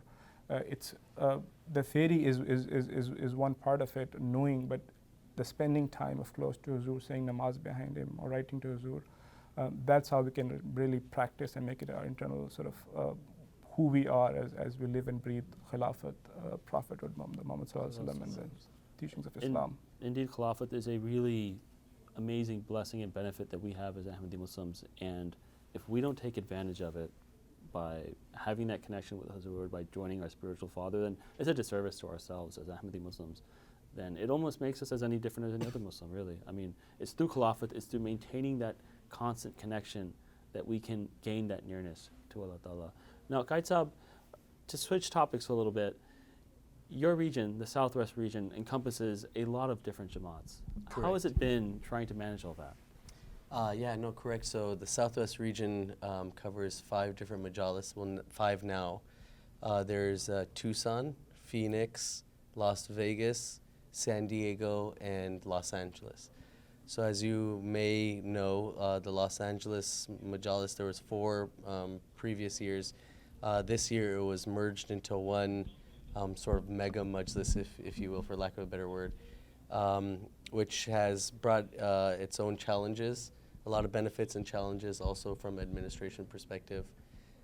So the LA Majlis now, alhamdulillah, has about 245 khuddam and just over 100 atfal. And it spans almost like a 200-mile, from coast to desert diameter. So it's, the physical distance as well as the physical number has made it somewhat challenging. But it's also been very, very beneficial as well. It's brought us all under kind of one umbrella. We're all kind of marching to the same beat now, as opposed to having kind of different majlis, which were sharing the same mosque or same salat centers, but having to negotiate which days are we going to have our events versus the other majlis events. So alhamdulillah, it's been quite a challenge, quite a reward though as well. And inshallah it'll continue to blossom. And you also have 3 mosques within your own area. And how do you manage the daily activities of ensuring there's security at each one, ensuring the activities are Yeah, great no, at you're each absolutely one? right. Yeah, within the greater Los Angeles area, we have 3 masajid. So there's the headquarters in the West Coast, which is Bat Al Hamid Mosque here in Chino, where West Coast Jalsa is being hosted. And then in the city of Pico Rivera, there's the Masjid Masroor. And then over in the city of Hawthorne, there's Bat Al Salam, which I'm not sure if there's any other majlis in the United States of America that's blessed to have 3 masajid. So it's great in the aspect that we have multiple places that we can call our own, and we can have events there and gather around. But as you mentioned, there's also the security aspect, and there's the Vakariyamal aspect, and the upkeep of these properties. So it's coming down to really administrative. How are we going to kind of create this Saikin system and these halkas and try to, cut the pie so it's a little more manageable. And one central place that as Khuddam we're going to have, inshallah, is the MK headquarters. So, Saab, can you tell us about this exciting project? So we are, based off of the instructions of Hazrat Khalifatul Masih, we have been looking for a home for Majlis Khuddam al-Ahmadiyya in the U.S. There was a shura proposal a few years ago which was approved by Hazur about finding a home or a property close to our headquarters, Bat al-Rahman Mosque. So by the grace of Allah and the prayers of Khalifatul Masih, we have put an offer in which was accepted to have a home which is about 0.5 miles away from Bat al-Rahman Mosque. So it's within walking distance. We are planning to close on the home on January 9th, and we're trying to raise $600,000 within the next 15 days or so. We have 250,000 so far. So we still have a big goal to accomplish, but I'm very confident in our Khuddam and Atfal who will be donating to this headquarters to help raise the money for us.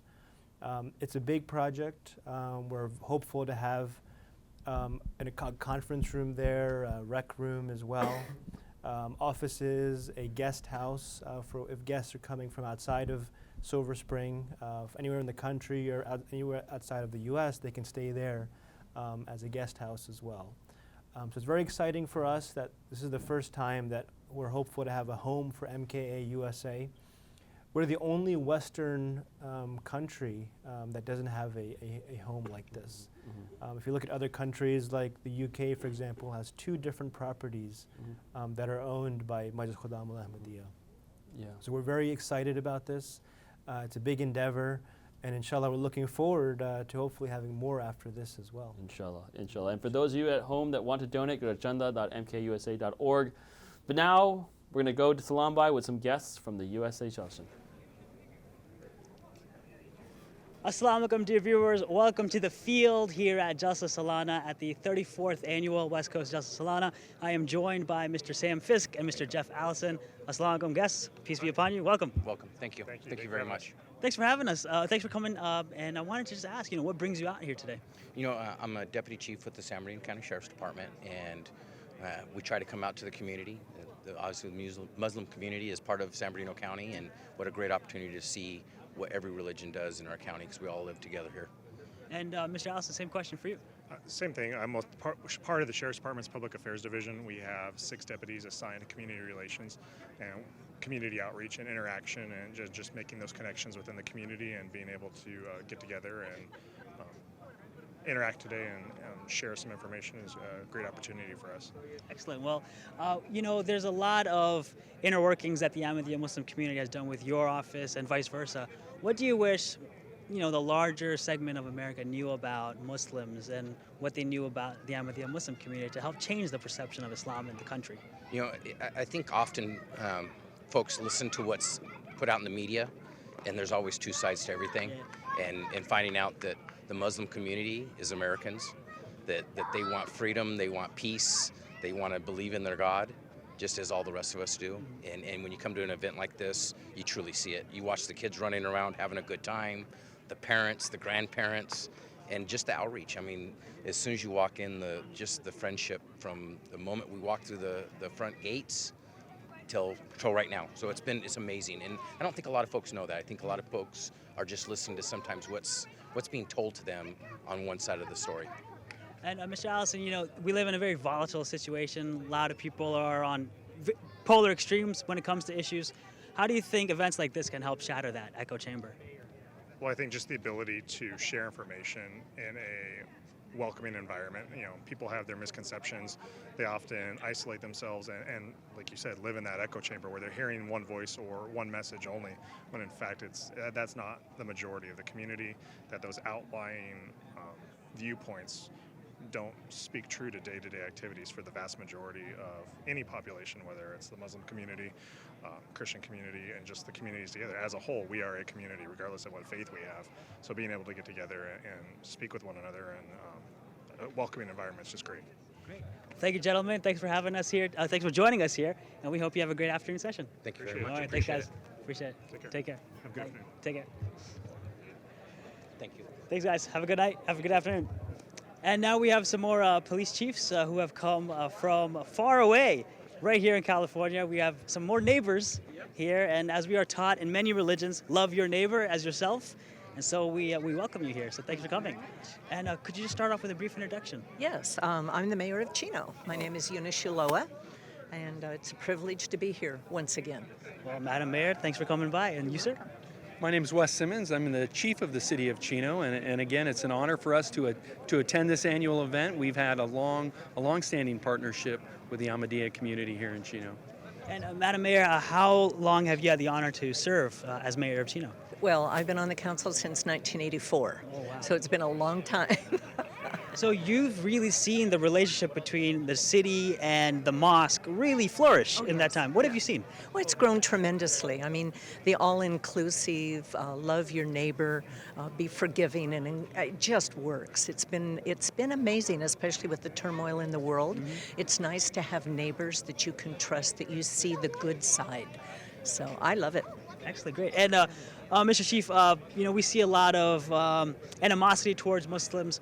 What do you wish the larger section of American society knew about the Ahmadiyya Muslim community to help shatter that misbelief? I think the biggest thing for people to know is just that they're a religion of peace. Mm-hmm. You need to turn off your TV and actually go and talk to them and meet them. And I think that's one of the things that we've experienced over the years, because as law enforcement, especially recently, has also experienced some persecution and some difficulty in America. But yet if people come and meet us, then they realize that, hey, we too are people of peace. And Madam Mayor, to the neighbors out there who couldn't make it out today, what can you say to them to make them come next year? Oh my gosh. Put this on your calendar. It's part of our Christmas celebration, and it's wonderful to be together with people of diversity and to see that we can all get along. And I really would urge them to come. It's a very, very worthwhile event to attend. All right, well, thank you, Madam Mayor. Thank you, Mr. Chief. We hope you enjoy the rest of the session. Thank you. Thank you. We will. Take care. We will. Yep. Thank you very much. All right, now we're going over to clips. Hey, dude, sir.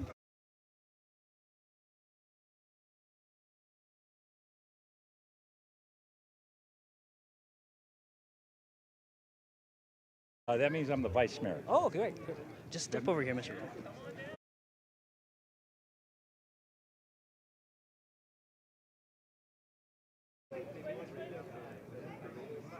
And welcome back to the field. I am joined by the Mayor Pro Tem, Mr. Raul Alias. Yes, sir.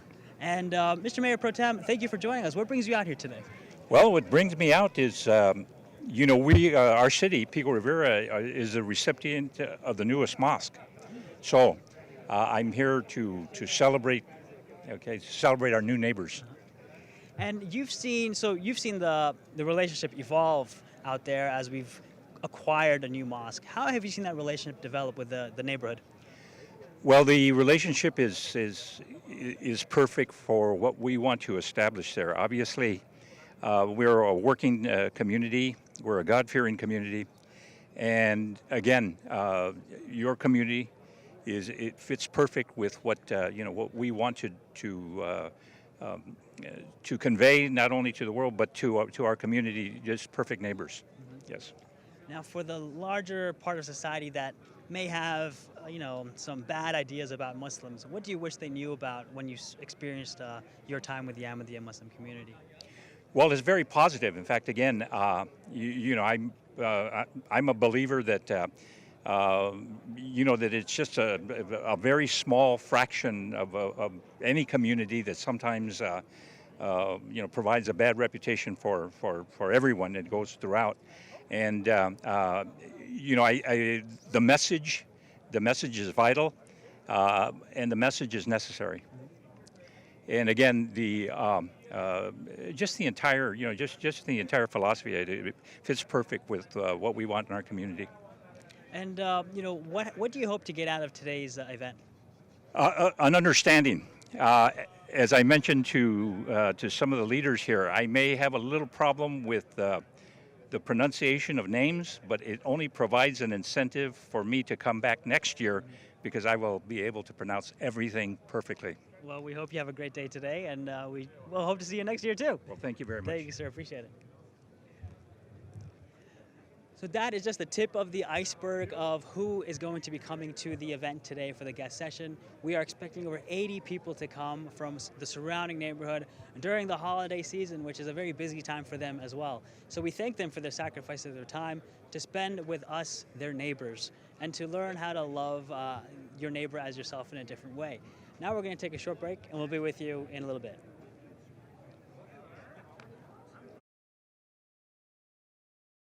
ولله الأسماء الحسنى فادعوه بها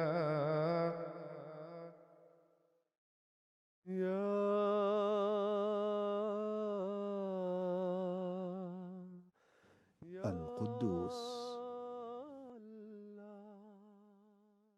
قل نزله روح القدس من ربك بالحق ليثبت الذين آمنوا وهدى وبشرى للمسلمين.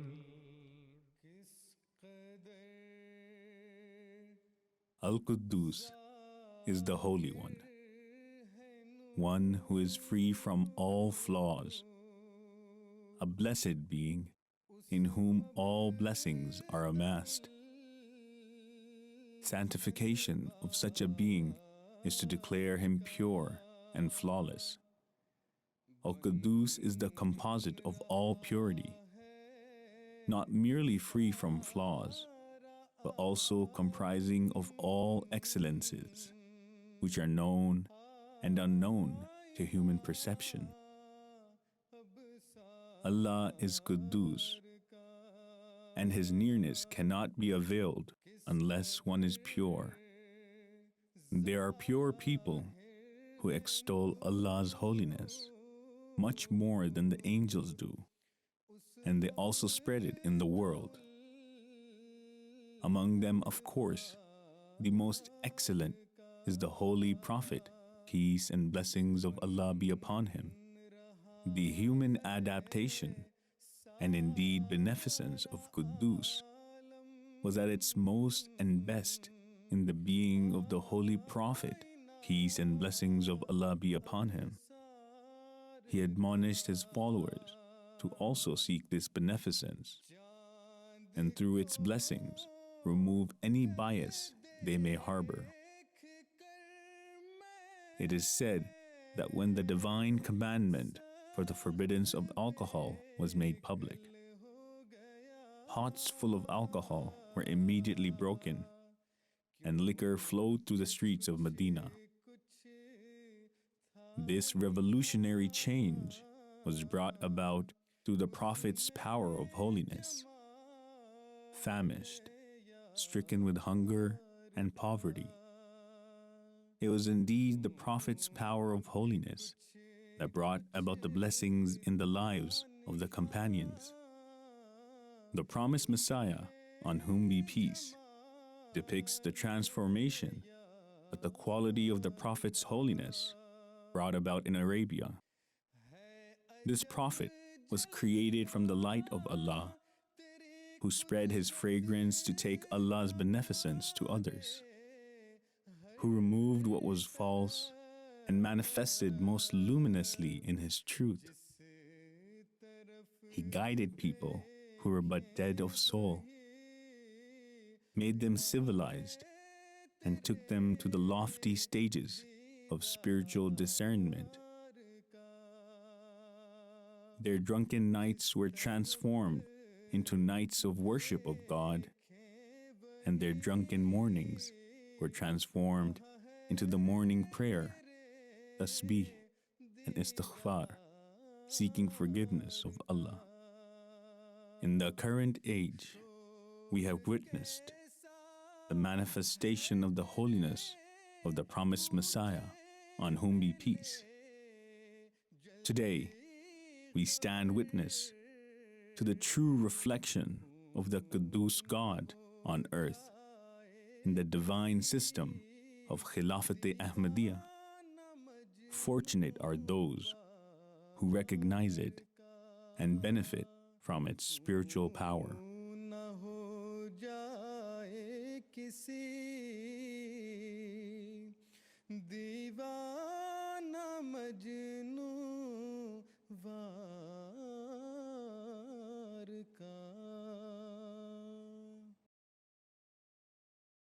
Salli ala nabiyyina,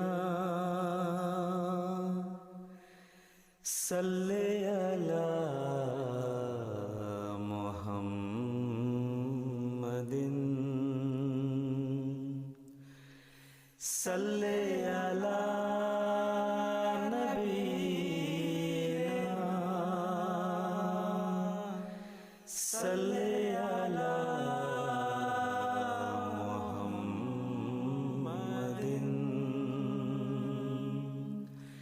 Salli ala habibina, salli ala Muhammadin.